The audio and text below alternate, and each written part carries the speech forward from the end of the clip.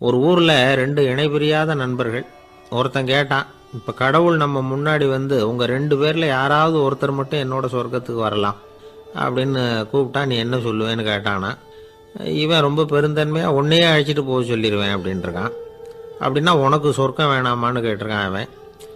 நீ என்னை விட்டுட்டு போனாவே அப்புறம் இந்த பூலோகமே எனக்கு சொர்க்கம் தாண்டா அப்படின்னு நானா இவன். கவனித்தல், அதாவது லிசனிங் அப்படிங்கிற செயலில் 3 அம்சங்கள் இருக்கிறதாக சொல்கிறாங்க. அது என்ன 3 அம்சங்கள் அப்படின்னா, முதல்ல காதால் கேட்கறது, இது முதல் அம்சம். ரெண்டாவது என்னன்னா கேட்டதை புரிஞ்சுக்கிறது. மூணாவது என்னன்னா என்ன புரிஞ்சுக்கிட்டோங்கிறத தெரிவிக்கிறது, ஃபீட்பேக் அப்படின்னு சொல்கிறோமே அது. ஒரு ஆசிரியர் வகுப்பில் பாடம் நடத்திக்கிட்டு இருக்கிறார்.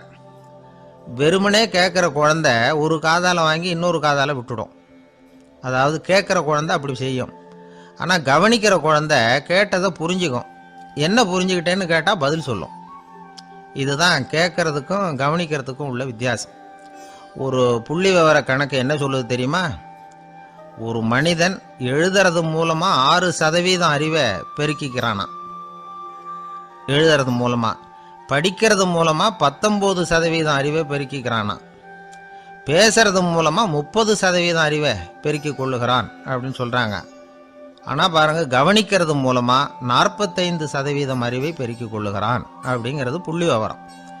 அதனால் கற்றலின் கேட்டல் நன்று அப்படின்னு சொல்கிறாங்க இல்லையா, அது இதுதான். அதனால் கவனிக்கிறது மூலமாக அதிக அறிவை நாம் பெருக்கி கொள்ள முடியும். கேள்வி ஞானம்தான் ரொம்ப சிறந்தது அப்படிங்கிறார் வள்ளுவர். அதாவது கவனித்து கேட்கணும், அதுதான் முக்கியம். மற்றவங்க சொல்கிறத நல்லா கவனிக்க முடியாதபடிக்கு நாமே சில தடைகளை ஏற்படுத்திக்கிறோம். அல்லது நம்ம அறியாமலே அப்படி ஒரு தடை உண்டாயிடுது. அந்த தடைகளை தாண்டணும் அல்லது தகர்த்து எறியணும் அப்படிங்கிறது பெரியவர்கள் சொல்லுகிற யோசனை. அது என்ன தடைகள் அப்படின்னா, நமக்கு தெரியாத இவர் என்ன சொல்லிட போகிறார் அப்படிங்கிற நினப்பு, இது ஒரு தடை. சொல்லி முடிக்கிறதுக்கு முன்னாடியே குறுக்க பேசுறது, மனசை அங்கேயும் இங்கேயும் அலையிறது, இதெல்லாம் தான் தடைகள். ஆசிரியர் பாடம் நடத்துகிறார் அப்படின்னா மாணவர்கள் அக்கறையாக கவனிக்கணும். அப்போ தான் பரீட்சையில் பாஸ் ஆக முடியும். வீட்டுக்குள்ள கணவன் சொல்கிறத மனைவி கவனித்து கேட்கணும். மனைவி சொல்கிறத கணவன் கவனித்து கேட்கணும், இல்லைன்னா குழப்பமாயிடும். ஒரு அம்மா கோயிலுக்கு போனாங்க. சேலையில் ஒரு முடிச்சு போட்டிருந்தாங்க. எதுக்கு சேலையில் முடிச்சு போட்டு வச்சுருக்குறீங்க அப்படின்னு கேட்டாங்க. எங்கள் வீட்டுக்காரர் ஒரு கடிதத்தை மறக்காமல் தபால் போட்டியில் போட்டுடணும்னு சொன்னார். ஞாபகத்துக்காக முடிச்சு போட்டு வச்சுருக்கிறேன் அப்படின்னாங்க. கடிதத்தை பெட்டியில் போட்டுட்டிங்களா அப்படின்னு கேட்டாங்க. அது எப்படிங்க முடியும், அவர் கடிதத்தை என்கிட்ட கொடுக்க மறந்துட்டாரே அப்படின்னாங்களாம். அதனால் மறக்கப்படாதுன்னு நினச்சிக்கிட்டே மறந்து விடுறது, இப்படி ஒரு வாழ்க்கை. அதனால் வாழ்க்கையில் நமக்கு இருக்கிறது செவிச்செல்வம் ரொம்ப முக்கியமானது. நிறைய கேட்கணும், சொல்கிறத விட கேட்கணும், கேட்கறத விட முக்கியம் கவனிக்கிறது. அப்படி கவனிக்கிறது மூலமாக நம்முடைய வாழ்க்கையில் வெற்றி பெறணும். அங்கே நபிகள் நாயகம் உட்கார்ந்துருக்கிறார். அந்த சமயம் அங்கே வர்றாங்க. அவங்க கையில் திராட்சை பழ கொத்து, அதை கொண்டுகிட்டு நபிகள் கிட்ட கொடுக்குறாங்க. சாப்பிடுங்க அப்படின்னு சொல்லி ரொம்ப அன்பாக வேண்டிக்கிறாங்க. நபிகள் நாயகமும் ரொம்ப பிரியமாக அதை வாங்கிக்கிட்டார். அதுக்கப்புறம் அதை சாப்பிட ஆரம்பித்தார். நபிகள் நாயகம் மதீனாவில் தங்கியிருந்தப்போ இது மாதிரி நிறைய பேர் பழங்களையும் தின்பண்டங்களையும் கொண்டுகிட்டு கொடுக்கறது வழக்கம். நபிகள் நாயகம் என்ன பண்ணுவார்னா, அதையெல்லாம் வாங்குவார். உடனே பக்கத்தில் இருக்கிற தோழர்கள் எல்லாருக்கும் பகிர்ந்து கொடுப்பார், தானும் சாப்பிடுவார். இதுதான் எப்போதும் வழக்கம். ஆனால் இந்த தடவை என்னாச்சு தெரியுமா, அவர் அப்படி பண்ணலை. ஒவ்வொரு பழமாக எடுத்து தானே சாப்பிட்டுக்கிட்டு இருக்கிறார். அவர் விருப்பமாக சாப்பிடுகிற காட்சியை ஆசை தீர பார்த்துக்கிட்டு இருந்தாங்க அந்த வயசான அம்மா, அந்த பழத்தை கொடுத்தவங்க. அவங்களுக்கு ரொம்ப மகிழ்ச்சியாக இருந்தது, மன நிறைவாக இருந்தது. நாம் ஆசையாக கொண்டுகிட்டு கொடுக்குற பழத்தை நபிகள் நாயகம் இவ்வளோ பிரியமாக சாப்பிட்றாரே அப்படின்னு நினச்சி ரொம்ப சந்தோஷப்பட்டாங்க. அதுக்கப்புறம் அங்கேருந்து அவங்க புறப்பட்டு போயிட்டாங்க. அந்த அம்மா போனதுக்கப்புறம் பக்கத்தில் இருந்த தோழர்கள் பேச ஆரம்பித்தாங்க. ஏன்னா அவங்களுக்கு சந்தேகம், இன்னைக்கு வித்தியாசமாக நடந்துக்கிட்டாரே அப்படின்னு. அண்ணலே, எது உங்களுக்கு வந்தாலும் எங்கள் எல்லாருக்கும் கொடுத்துட்டு தான் நீங்கள் சாப்பிடுவீங்க. இன்றைக்கி மட்டும் நீங்கள் அப்படி செய்யலையே, எல்லா பழத்தையும் நீங்களே சாப்பிட்டீங்களே, அதுக்கு என்ன காரணம் அப்படின்னு கேட்டாங்க. இப்படி கேட்கறதுனால நாயகம் அதை தப்பாக புரிஞ்சுக்க மாட்டார் அப்படிங்கிறது அவங்களுக்கு தெரியும். யாரும் எதையும் அவர்கிட்ட கேட்கலாம், அப்படி கேட்கறதுக்கு உரிமை உண்டு. இந்த ஜனநாயக முறைகளுக்கு அவர்கள் கொடுத்த மரியாதை இது. தோழர்களின் கேள்விக்கு நபிகள் பதில் சொல்ல ஆரம்பித்தார். நண்பர்களே, அந்த அம்மா ரொம்ப பிரியமாக அந்த பழங்களை என்கிட்ட கொண்டுகிட்டு வந்து கொடுத்தாங்க. முதல்ல ஒரு பழத்தை எடுத்து வாயில் போட்டு பார்த்தேன். அது ரொம்ப புளிப்பாக இருந்தது, சாப்பிட்றது ரொம்ப கஷ்டம். உங்ககிட்ட யாருக்காவது அதை கொடுத்துருந்தா அதில் வாயில் போட்டதும் புளிப்பு தாங்காமல் முகம் சுழிச்சிருப்பீங்க. அதை அந்த அம்மா பார்த்துட்டாங்கன்னா வருத்தப்பட்டிருப்பாங்க. ஆசையாக கொண்டுகிட்டு வந்து நமக்கு கொடுத்துருக்குறாங்க. அவங்க அன்பான மனசை நோகடிக்கிறதுக்கு நான் விருப்பப்படலை. அதனால் முகம் சுளிக்காமல் சாப்பிட்ணுமேங்கிறதுக்காகத்தான் அந்த பழங்கள் பூராவையும் நானே சாப்பிட்டுட்டேன் அப்படின்னு புன்முறுவலோடு பதில் சொன்னாராம் நபிகள் நாயகம். இன்னொருத்தர் மனசு புண்படக்கூடாதுங்கிறதுக்காக புளிப்பையும் இனிப்பாக ஏற்றுக்கொள்ளுகிற பண்பாடு இருக்குது பாருங்கள், அது ஒரு பெரிய நாகரிகம். அது எல்லாருக்கும் சுலபமாக வந்துடாது. நல்லா இருக்கிற பழத்தையே என்ன இவ்வளவு மோசமாக இருக்கேன்னு சொல்லுகிறவர்கள் தான் நம்மக்கிட்ட அதிகம். இந்த காலத்தில் இல்வாழ்க்கையில் இந்த நாகரிகத்தை சில பேர் கடைபிடிக்கிறது உண்டு. நல்லா இருக்க இல்லையோ முகம் சுளிக்காமல் சாப்பிட்ருவாங்க. ஏன்னு கேட்டால், எதுக்காக சார் வீண் வம்பு, ஏதோ நமக்குன்னு கொடுத்து வச்சது அவ்வளவுதான் அப்படின்னு நினச்சிக்கிட்டு போக வேண்டியது தானே அப்படிம்பாங்க. இவங்கெல்லாம் கூட ஒரு விதத்தில் பண்பாடு தெரிஞ்சவர்கள் தான். இப்போ ஒரு ஆள் ஊரெலாம் சுற்றி விட்டு கடைசியில் அழுத்து போய் ஒரு ஹோட்டலுக்குள்ளே நுழைஞ்சானான். ரொம்ப களைப்பாக இருந்தது அவனுக்கு. அதனால் ரொம்ப களைப்படைஞ்சு போய் ஒரு நாற்காலியில் போய் உட்காந்துருக்கிறான். இவனை பார்த்ததும் சர்வர் ஓடி வந்தார். சார், உங்களுக்கு என்ன வேணும்னு கேட்டார். எனக்கு தேவை 2 தோசையும் கொஞ்சம் அன்பான வார்த்தைகளும் அப்படின்னா. சர்வர் உள்ளே போனார். 2 தோசையை கொண்டாந்து வச்சார். அன்பான வார்த்தை கேட்டனே அப்படின்னா இவன். சர்வர் ரொம்ப பணிவாக குனிஞ்சு இவன் காதோரமாக சொன்னார், ஐயா, இந்த தோசையை சாப்பிட்றாதீங்க, புளிச்சு போன பழைய மாவு அப்படின்னார். இது பாருங்க, அன்பான வார்த்தையும் 2 தோசையும் கேட்டார், கொண்டாந்து கொடுத்துட்டார். இப்படி இருக்கிறவர்களும் இன்றைய மனிதர்களில் அதிகம். அதனால் மனிதர்கள் ஒவ்வொருத்தரும் ஒவ்வொரு விதம். நம்மக்கிட்ட பிரியமாக நடந்துகிறவர்கள் மனம் கோணும்படி நாம் நடந்து கொள்ளக்கூடாது அப்படிங்கிறது தான் நபிகள் நாயகம் அவருடைய செயல் மூலமாக நமக்கு உணர்த்தி இருக்கிற வாழ்வியல் உண்மை. கழுதிய நண்பர்கள் எங்கே போனாலும் சேர்ந்தே போவாங்க வருவாங்க. அப்போது அந்த கழுதை கொஞ்சம் கவலையோடு பேச ஆரம்பிச்சுதான். அதோ பாரு, அங்கே ஒரு புதர் தெரியுது இல்லையா, இந்த புதருக்குள்ளே ஒரு சிங்கம் இருக்குது. அந்த பக்கமாக நான் போகிறப்போ வர்றப்போலாம் அது என்கிட்ட வம்பு வளர்க்குது, தகராறு செய்யுது, என் மேலே பாயுது, என்னை தாக்குது, ஏன்னு தெரியல அப்படின்னுது. இதை கேட்டதும் அந்த குரங்கு சொல்லிச்சு, இனிமேல் கவலைப்படாத, இந்த தடவை நான் உன்னை காப்பாற்றுறேன்னுது. அதுக்கப்புறம் ஒரு நாள் அந்த குரங்கும் கழுதியும் அந்த புதர் பக்கமாக போய்கிட்டு இருந்தாங்க. எதிர்பார்த்தது மாதிரியே நடந்தது. அந்த சிங்கம் எதிரில் வந்தது, கழுதியை பார்த்தது, உடனே அது மேலே பாய ஆரம்பிச்சுட்டுது. அவ்வளவுதான். உடனே இந்த குரங்கு என்ன பண்ணிச்சு தெரியுமா, கிடுகிடுன்னு ஒரு மரத்து மேலே ஏறி உட்காந்துக்கிட்டுது. அங்கே உட்காந்துக்கிட்டு கீழே அந்த கழுதியும் சிங்கமும் போடுற சண்டையை வேடிக்கை பார்க்க ஆரம்பிச்சுட்டுது. கொஞ்ச நேரம் கழித்து அடிபட்ட காயத்தோடு அந்த கழுதை மெதுவாக நடந்து வந்தது. குரங்கும் மெல்ல மரத்தை விட்டு கீழே இறங்குச்சு. இப்போ கழுதை கேட்டுது, என்னை காப்பாத்துறேன்னு சொல்லிவிட்டு காலவாரி விட்டுட்டியே, நீ பாட்டுக்கு மரத்து மேலே ஏறி உட்காந்துக்கிட்டே, அது நியாயமானது. குரங்கு பரிதாபமாக அதை பார்த்துது.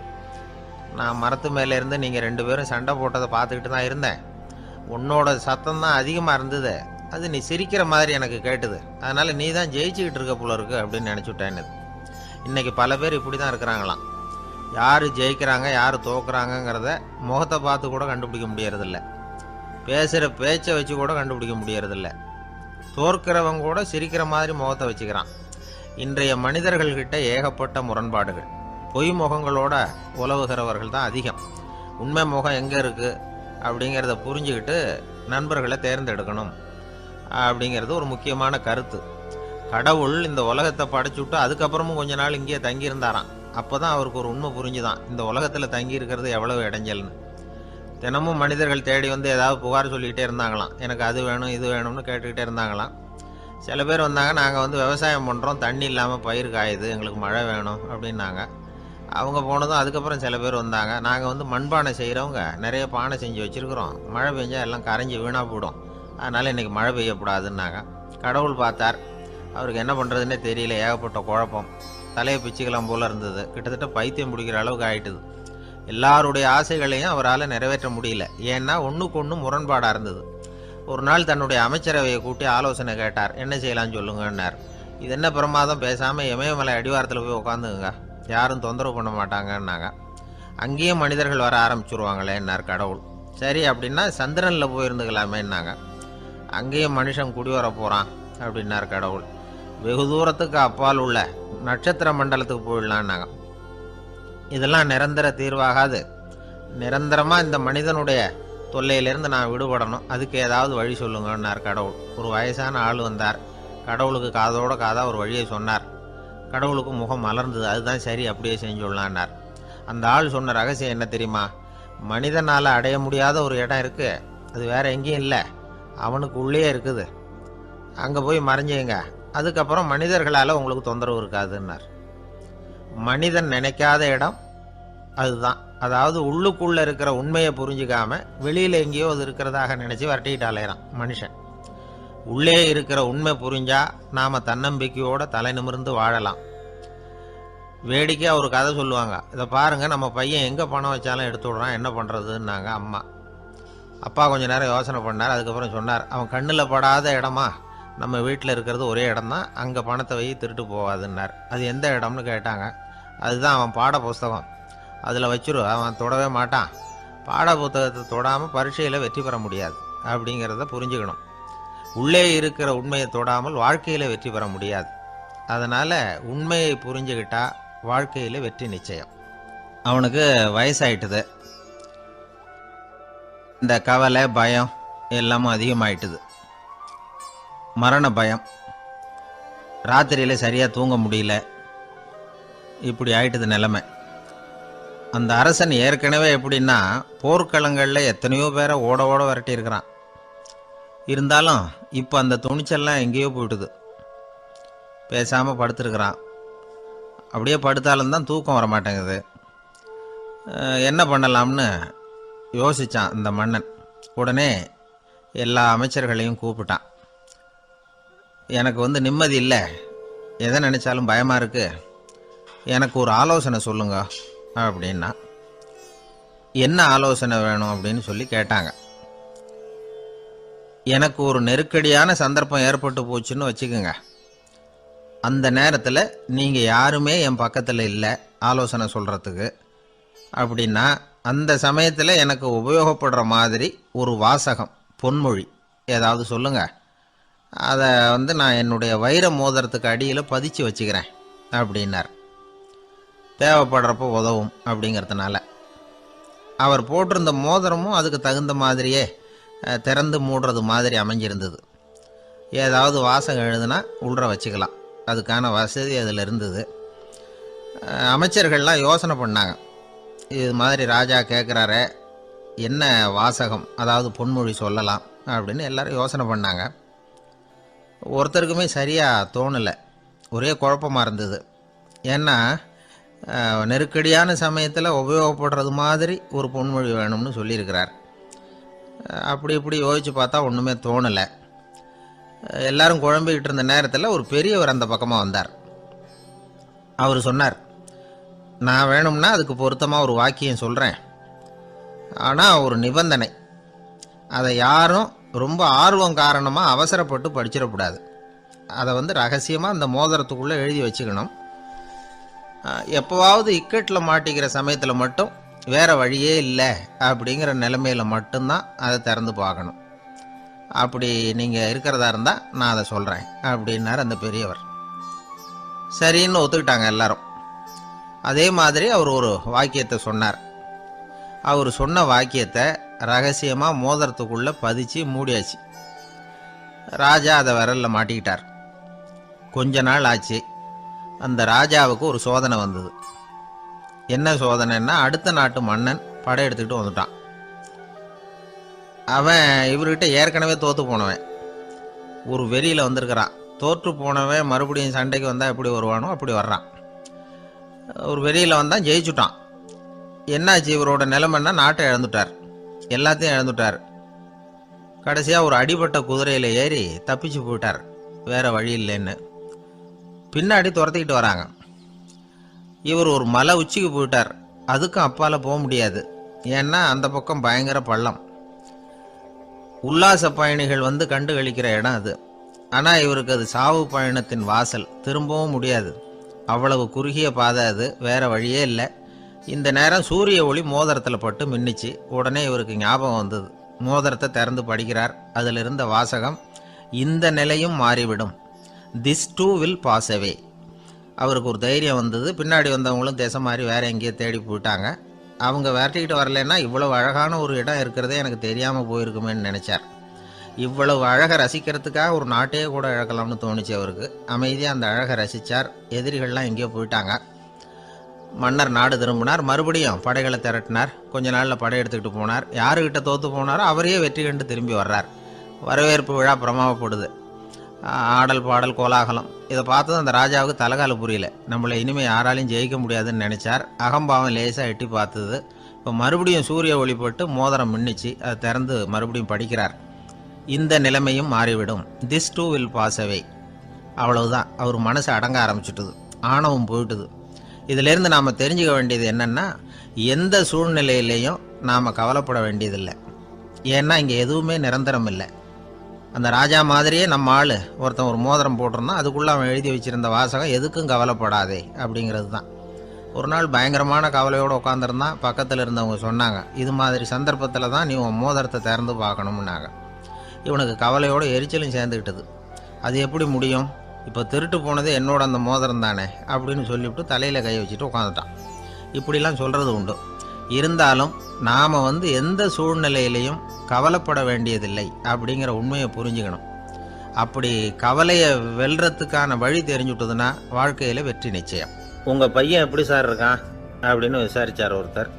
அவன் என்ன சார், எதை சொன்னாலும் காதில் வாங்க மாட்டேங்கிறான், அவன் பாட்டுக்கு போகிறான் வர்றான் அப்படின்னு சொல்லி அழுத்துக்கிட்டார் அப்பா. பெரியவங்க சொல்கிறத சின்ன பிள்ளைங்க கேட்கறது இல்லைங்கிறது ஒரு குறை. பெரியவங்க சொல்கிறது சின்ன பிள்ளைங்க காதலையே விழறது இல்லைங்கிறது ஒரு குறை. இது கொஞ்சம் சீரியஸான விஷயம், கவனித்து பார்க்கணும். ஒரு குழந்தைக்கு காது சரியாக கேட்குதா இல்லையா அப்படிங்கிறத நாம தான் கவனித்து பார்த்து கண்டுபிடிக்கணும். அதுவாக நம்மக்கிட்ட தவழ்ந்து அப்பா எனக்கு காது கேட்கல, அழைச்சிட்டு போங்க டாக்டர்கிட்ட அப்படின்னுலாம் சொல்லிக்கிட்டு இருக்காது. அது சரி, ஒரு குழந்தைக்கு காது சரிவர கேட்குதா இல்லையா அப்படிங்கிறத முன்கூட்டியே நாம் தெரிஞ்சுக்கிறது எப்படி? அதுக்கு சில வழி இருக்குது. உங்கள் குழந்தைய கொஞ்சம் அப்படியே கவனித்து பாருங்கள். அடிக்கடி ஜலதோஷம், காதில் அரிப்பு ஏற்படுதா, மூக்கு விரிவாகவும், அப்புறம் டான்சில், அடினாய்டு, சத அழற்சி, இது மாதிரி ஏதாவது இருக்கா, வாயிலிருந்து எச்சில் ஒழுகுதா, குழந்தை வாயினால் சுவாசிக்குதா, பற்கள் முன்னாடி தள்ளி வளருதா, இதெல்லாம் அதுக்கு அறிகுறி. அப்புறம் இந்த VBDF TH இப்படி இந்த ஒலிகள் சேர்ந்த வார்த்தைகளை குழந்தை சரியாக புரிஞ்சுக்காது. இப்போ உதாரணத்துக்கு பட்டுன்னு சொல்லு குழந்தை அப்படின்னீங்கன்னா அது கட்டுன்னு சொல்லும். அதாவது பட்டு சவுண்டை அதால் புரிஞ்சிக்க முடியல. அப்புறம் உங்கள் குழந்தை உங்களை உறக்க பேச சொல்கிறானா, அடிக்கடி கேள்வி கேட்குறானா, சாப்பிட்றப்போ கவனம் இல்லாமல் இருக்கானா, படிப்பில் போதுமான முன்னேற்றம் இல்லையா, வகுப்பில் சரியாக கவனிக்கிறது இல்லையா, இப்படிலாம் இருந்தால் ஆரம்பத்திலேயே டாக்டர்கிட்ட அழைச்சிட்டு போய் சிகிச்சையை ஆரம்பிச்சுடலாம், குணப்படுத்தி விடலாம். குழந்தைக்கு காது சரியாக கேட்கலன்னா நீங்கள் செய்ய வேண்டியது என்ன தெரியுமா? அவனுக்கு காது கேட்கலேங்கிறதுக்காக அவன் முன்னாடி சத்தம் போட்டு பேசக்கூடாது. மெதுவாக சீராக பேசணும், அவனை பார்த்து பேசணும். உங்கள் உதட்டு அசைவுகள் அவனுக்கு உதவும். அதை பார்த்தே புரிஞ்சுக்குவான். நீங்கள் வாயில் வெத்தலை பாக்கு போட்டுக்கிட்டோ புகை பிடிச்சிக்கிட்டோ பேசக்கூடாது. அப்படி பேசினா அவனால் அந்த உச்சரிப்பை சரியாக புரிஞ்சிக்க முடியாது. ஒரு வார்த்தையை சொல்கிறீங்க, அவனுக்கு புரியல அப்படின்னா அதே வார்த்தையை மறுபடியும் சொல்லணும். அவனுக்கு நீங்கள் முதல்ல சொன்ன வார்த்தை புரியலேன்னு நினச்சிக்கிட்டு மறுபடியும் திருப்பி சொல்கிறப்போ அதே அர்த்தம் வரக்கூடிய வேற வார்த்தையை சொல்லக்கூடாது. இப்படிலாம் நடந்துக்கிட்டா அவனுக்கு மன திடத்தை ஏற்படுத்த முடியும்.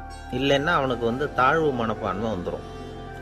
குழந்தைக்கு காது கோளாறுன்னா ஆரம்பத்திலேயே டாக்டர்கிட்ட அழைச்சிட்டு போனால் போதும், குணப்படுத்தி விடலாம்.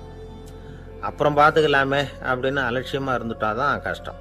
சில பேர் கோபத்தில் சின்ன பிள்ளைங்க காதை பிடிச்சி திருகிறது உண்டு. இது ரொம்ப தப்பு. காது கையோடு வந்துட்டா என்ன பண்ணுறது?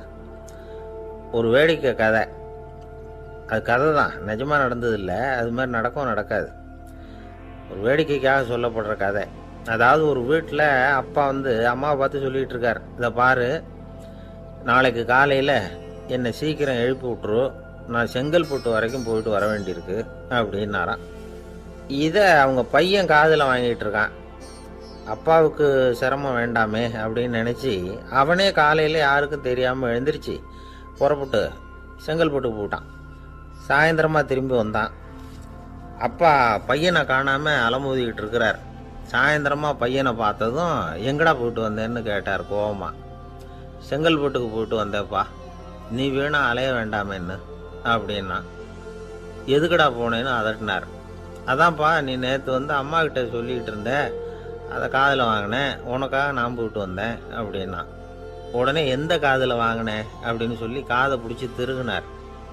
அந்த காது கையோடு வந்துட்டுது. இது நடந்து கொஞ்ச நாள் கழித்து அந்த அப்பாவும் பையனும் கடத்தெருவில் போய்கிட்டு இருக்கிறாங்க. எதிரில் ஒரு நாய் ஓடி வந்தது. அதுக்கு 2 காதும் இல்லை. என்ன இது, இந்த நாய்க்குட்டிக்கு 2 காதும் இல்லை அப்படின்னாரு அப்பா. அதுக்கு பையன் சொல்கிறான், அப்பா அது 2 தடவை செங்கல்பட்டுக்கு போயிட்டு வந்துருக்கும் அப்படின்னானா. ஒரே ஒரு ஊரில் ஒரு அம்மா இருந்தாங்க. அந்த அம்மாவுக்கு ஒரே ஒரு பிள்ளையாண்டான். அவனுக்கு ரொம்ப அக்கறையோடு கல்யாணம் பண்ணி வச்சாங்க. கல்யாணம் முடிஞ்சதும் மருமக பொண்ணு வீட்டுக்கு வந்து சேர்ந்தது. அப்பாடா, என் கடமை முடிஞ்சது, இனிமேல் அக்கடான்னு எங்கேயாவது ஒரு மூலையில் படுத்து கிடக்கலாம் அப்படின்னு நினச்சாங்க அந்த அம்மா. ஆனால் நினைக்கிறபடி எங்கே நடக்குது? அதுக்கப்புறம் தான் பிரச்சனையே ஆரம்பமாச்சு. மருமகள் குணம் சரியில்லை, ஒரு மாதிரி.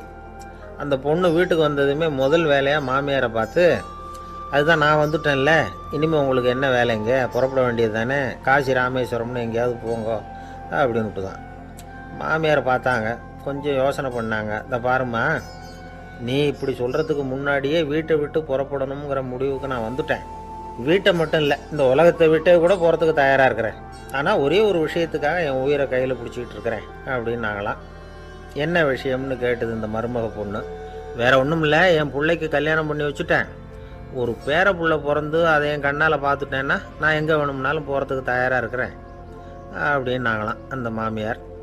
மாமியார் இப்படி சொல்கிறதுலேயும் நியாயம் இருக்கிறதாக பட்டுது அந்த பொண்ணுக்கு. சரி, அப்படியே இருந்து பார்த்துட்டு போகலாம் அப்படின்னு அனுமதி கொடுத்தது. கொஞ்ச காலத்தில் ஒரு பேரன் பிறந்தான். அந்த அம்மாவும் பேரனை கண்ணால் பார்த்துட்டாங்க. சரி, பேரனை பார்த்தாச்சுல்ல, இனிமேல் புறப்பட வேண்டியது தானே அப்படின்னது மருமக பொண்ணு. மாமியார் பார்த்தாங்க, நீ சொல்கிறது சரிதாம்மா, அதில் ஒன்றும் தப்பு இல்லை. என்னோட பேரன் உங்களை அம்மா அப்பான்னு கூப்பிடுறத என் காது குளிர கேட்டுட்டு போயிடுறேனே அப்படின்னாங்களாம். சரி, அந்த ஆசையை நிறைவேறட்டும் அப்படின்னு காத்துக்கிட்டு இருந்தாங்க. பேரன் வளர்ந்தான், நடந்தான், பள்ளிக்கூடம் போனால், பெரியவனானான். மருமக பொண்ணு மறுபடியும் மாமியாரை விரட்ட ஆரம்பிச்சுட்டுது, இன்னும் புறப்பிள்ளையான்னு.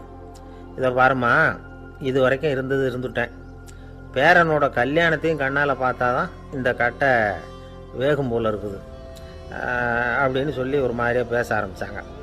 இதுவும் நியாயமான ஆசையாக தான் படுது அப்படின்னு அது யோசிச்சிருக்கு அந்த பொண்ணு. சரின்னு அதுக்கும் ஒத்துக்கிட்டது. உடனே பேரனுடைய கல்யாணமும் முடிஞ்சது ஒரு வழியாக. இனிமே ஒரு நொடி கூட இங்கே இருக்கக்கூடாது, புறப்படுங்க அப்படின்னு மாமியாரை விரட்டிச்சான் அந்த பொண்ணு. இப்போ அந்த மாமியார் தன்னோட மருமகளை பார்த்து சொல்கிறாங்க, இதோ கிளம்பிட்டேம்மா, என் மூட்டை முடிச்செல்லாம் கட்டிக்கிட்டேன், புறப்பட்டுவிட்டேன். அப்படியே நீயும் உன் துணிமணிகளை மூட்டை கட்டிக்கிட்டு கிளம்பிடும், என்னோட சேர்ந்து 2 பேருமா சேர்ந்து போயிடலாம் அப்படின்னாங்களாம். அந்த பொண்ணு முழிக்குது. முழிக்காதே, உனக்கும் ஒரு மருமக வந்துட்டா, இனிமேல் நீயும் ஒரு மாமியார் தானே, உனக்கும் இனிமேல் இங்கே வேலை இல்லை, புறப்படு அப்படின்னாங்களாம். அப்போ தான் அந்த பொண்ணு சிந்திக்க ஆரம்பிச்சுதான், தன்னோட தவறு புரிஞ்சுதான். இந்த தகவலை கேட்டுக்கிட்டு இருக்கிற மருமகள்லாம் இதை பற்றி கொஞ்சம் யோசித்து பார்க்கணுங்கிறதுக்காகத்தான் இதை சொல்கிறோம் மாமியார்கள் சார்பாக. கொஞ்ச நாளைக்கு முன்னாடி ஒரு பொண்ணை பார்த்து பேசுகிற சந்தர்ப்பம் கிடைச்சிது ஒரு கல்யாண வீட்டில். அந்த பொண்ணு சொல்லிச்சு, சார் எனக்கு கல்யாணம் ஆகி 15 வருஷம் ஆகுது, நான் மாமியார்கிட்ட சண்டை போட்டதே இல்லை அப்படின்னு ரொம்ப அடக்கமாக சொல்லிச்சு. அது எப்படிம்மா சாத்தியமாச்சுன்னு கேட்டோம். எனக்கு கல்யாணம் ஆகி 15 வருஷம்தான் ஆச்சு, ஆனால் என் மாமியார் செத்து போய் 20 வருஷத்துக்கு மேலே ஆயிட்டுது அப்படின்னுது. லோகமானிய பாலகங்காதர திலகர் இருந்தார்ல, அவருக்கு 15 வயசுலேயே கல்யாணம் நடந்துதான். மனைவி பேர் தபிபாய். ரொம்ப பெரிய குடும்பத்து பொண்ணு, நல்ல குணம். அவங்க குடும்பம் நடத்திக்கிட்டு இருக்கிறாங்க. அந்த காலத்தில் திருடர்கள் பயம் அதிகம். இந்த காலத்தில் மட்டும் என்னன்னு கேட்குறீங்களா? நீங்கள் கேட்குறது நியாயம்தான். இருந்தாலும் இந்த காலத்து திருடனுக்கும் அந்த காலத்து திருடனுக்கும் ஒரு முக்கியமான வித்தியாசம் உண்டு. அதாவது அந்த காலத்து திருடன்லாம் நியாயம் அநியாயம் பார்க்கறது உண்டு, இந்த காலத்தில் அப்படி பார்க்கறது இல்லை. அந்த காலத்தில் திருட வர்றவங்கள்ட்ட கூட ஒரு தார்மீக உணர்வு உண்டாம். அதாவது அப்போ உள்ள கொள்ளைக்காரங்க எதை களவாடினாலும் சரி, அரிசியை மட்டும் களவாடுறது இல்லையா, அப்படி ஒரு கொள்கை. அதனால் பாருங்கள், அந்த காலத்து பெண்கள் நகை நட்டுகளை பத்திரமா வைக்கணும்னா பெட்டியில் வைக்கிறது இல்லை, அரிசி பானையில் போட்டு வச்சு விடுறது. இப்போல்லாம் பேங்க்கில் சேஃப்டி லாக்கர்னு இருக்குல்ல, அது மாதிரி அந்த காலத்தில் சேஃப்டி லாக்கருங்கிறது அரிசி பானை. இந்த வளையல், மூக்குத்தி, தோடு இப்படி எதுவாக இருந்தாலும் அதில் போட்டு பத்திரமா வச்சுருவாங்க. திருடன் அரிசி பானை பக்கம் போகிறதில்ல. ஏன்னா சாப்பிட்ற விஷயத்தில் கை வைக்கக்கூடாது, அது பாவம் அப்படின்னு அவன் நினைக்கிறான். திலகரோட மனைவி தபீபாயும் அதே மாதிரி தன்னுடைய ஆபரணங்களை ஒரு அரிசி பானைக்குள்ளே போட்டு மூடி வச்சுருந்தாங்களாம். இப்படி இருந்தப்போ ஒரு நாள் ஒரு பிச்சைக்கார பொண்ணு வீடு வீடாக பிச்சை கேட்டுக்கிட்டே வந்திருக்குது. திலகர் வீட்டுக்கும் தர்மம் போடுங்க தாயே அப்படின்னு தான் அந்த பொண்ணு. அந்த அம்மா தபீபாய் காதில் இது விழுந்திருக்கு. உடனே கை நிறைய அரிசி அள்ளிக்கிட்டு போட்டிருக்கு. பாத்திரத்தில் அரிசியை போட்டதுக்கு அப்புறம் தான் தெரியுது, பளிச்சுன்னு கண்ணில் படுது. அதாவது அந்த அம்மாவோட வைர மூக்குத்தி ஒன்று அரிசியோடு சேர்ந்து அந்த பிச்சைக்கார பொண்ணு பாத்திரத்தில் போய் விழுந்துட்டுது. இந்த அம்மாவுக்கு மனசுக்குள்ளே குழப்பம், என்ன இப்படி ஆகிட்டுதே, மூக்குத்தி போயிட்டுதே, பிச்சை பாத்திரத்துலேருந்து அதை எப்படி எடுக்கிறது அப்படின்னு தயக்கம். வாயை திறந்து அதை கேட்கறதுக்கும் கூச்சம். திண்ணையில் உட்காந்துருந்த திலகர் இவ்வளவையும் பார்த்துக்கிட்டு இருக்கிறார். மனைவியின் மனசுக்குள்ளே நடக்கிற மௌன போராட்டத்தை அவர் நல்லா புரிஞ்சுக்கிட்டாராம். மனைவியை பார்த்து சொன்னாராம், தபீபாய், இது தெய்வ சம்மதம், அவளுக்கு சேர வேண்டிய மூக்குத்தி அவகிட்ட போயிட்டுது, பிச்சை பாத்திரத்தில் விழுந்த மூக்குத்தியை எடுக்க வேணாம் அப்படின்னாராம். சரின்னு சொல்லிவிட்டு மேற்கொண்டு எதுவும் சொல்லாமல் அந்த அம்மா வீட்டுக்குள்ளே போயிட்டாங்களாம். இந்த காலத்துலலாம் அது மாதிரி நடக்குமா? வெறும் அரிசியை போட்டுட்டு விவகாரம் பண்ணிகிட்டு இருக்க மாட்டோமா? ஒரு பெரிய மனுஷன் வீட்டுக்கு ஒரு பிச்சைக்காரன் வந்தான். ஐயா, நாங்கள் பிச்சைக்காரங்கள்லாம் சேர்ந்து ஒரு சங்கம் வச்சுருக்குறோம், அதுக்கு நிதி சேர்க்குறோம், அதுக்கு ஒரு 100 ரூபா கொடுத்தீங்கன்னா எங்களுக்கு பெரிய உதவியாக இருக்கும் அப்படின்னானா. அதெல்லாம் ஒன்றும் கொடுக்க முடியாது போ அப்படின்னாரான் அவர். அப்படின்னா ஒரு 50 ரூபாயாவது கொடுங்களேன் அப்படின்ட்டுருக்கான். அதுவும் முடியாதுன்னு சொல்லிவிட்டார். 25 ரூபா அப்படின்ட்டுருக்கான். எதுவும் முடியாது அப்படின்னாரான். சரிங்க, இவ்வளவு பெரிய வீட்டுக்கு வெறுங்கையோடு திரும்புறது நல்லா இருக்காது, அதனால சும்மா ஒரு 1 ரூபா மட்டுமாவது கொடுங்க அப்படின்ட்டுருக்கான் அவன். ஒரு பைசா கூட என்கிட்ட கிடையாது அப்படின்னு விட்டாரான் இவர். அப்படின்னா நீங்கள் ஒரு காரியம் பண்ணுங்களேன் அப்படின்னானா அவன். என்ன செய்யணும் அப்படின்ட்டுருக்கார். எங்கள் சங்கத்தில் நீங்களும் ஒரு மெம்பராக சேர்ந்துருங்க அப்படின்னானா. காஞ்சிபுரத்தில் பல்லவ ராஜா ஒரு கோவில் கட்டினார், கைலாசநாதர் கோவில். அதுக்கு கும்பாபிஷேகம் பண்ணுறதுக்கு ஒரு நாள் குறிப்பிட்டு அதுக்கு வேண்டிய ஏற்பாடுகள்லாம் பண்ணினார். முதல் காரியமாக கடவுளை வேண்டிக்கிட்டார், நீங்கள் இந்த கும்பாபிஷேகத்துக்கு நேரில் கலந்துக்கணும்னார். கடவுள் அந்த ராஜா கனவுல வந்தார். நீ கும்பாபிஷேகம் வச்சிருக்கிற அதே நாளில் அதே நேரத்தில் எனக்கு இன்னொரு ஊரில் ஒரு கும்பாபிஷேகம் இருக்குது, அதுக்கு போக வேண்டியிருக்கு. அதாவது திருநின்ற ஊரில் என்னுடைய பக்தர் ஒருத்தர், அவரும் ஒரு கோயில் கட்டி கும்பாபிஷேகம் செய்கிறார், நான் அதுக்கு போக வேண்டியிருக்கு, அதனால் உன்னுடைய தேதியை நீ மாற்றி வச்சுக்கோ அப்படின்னார்.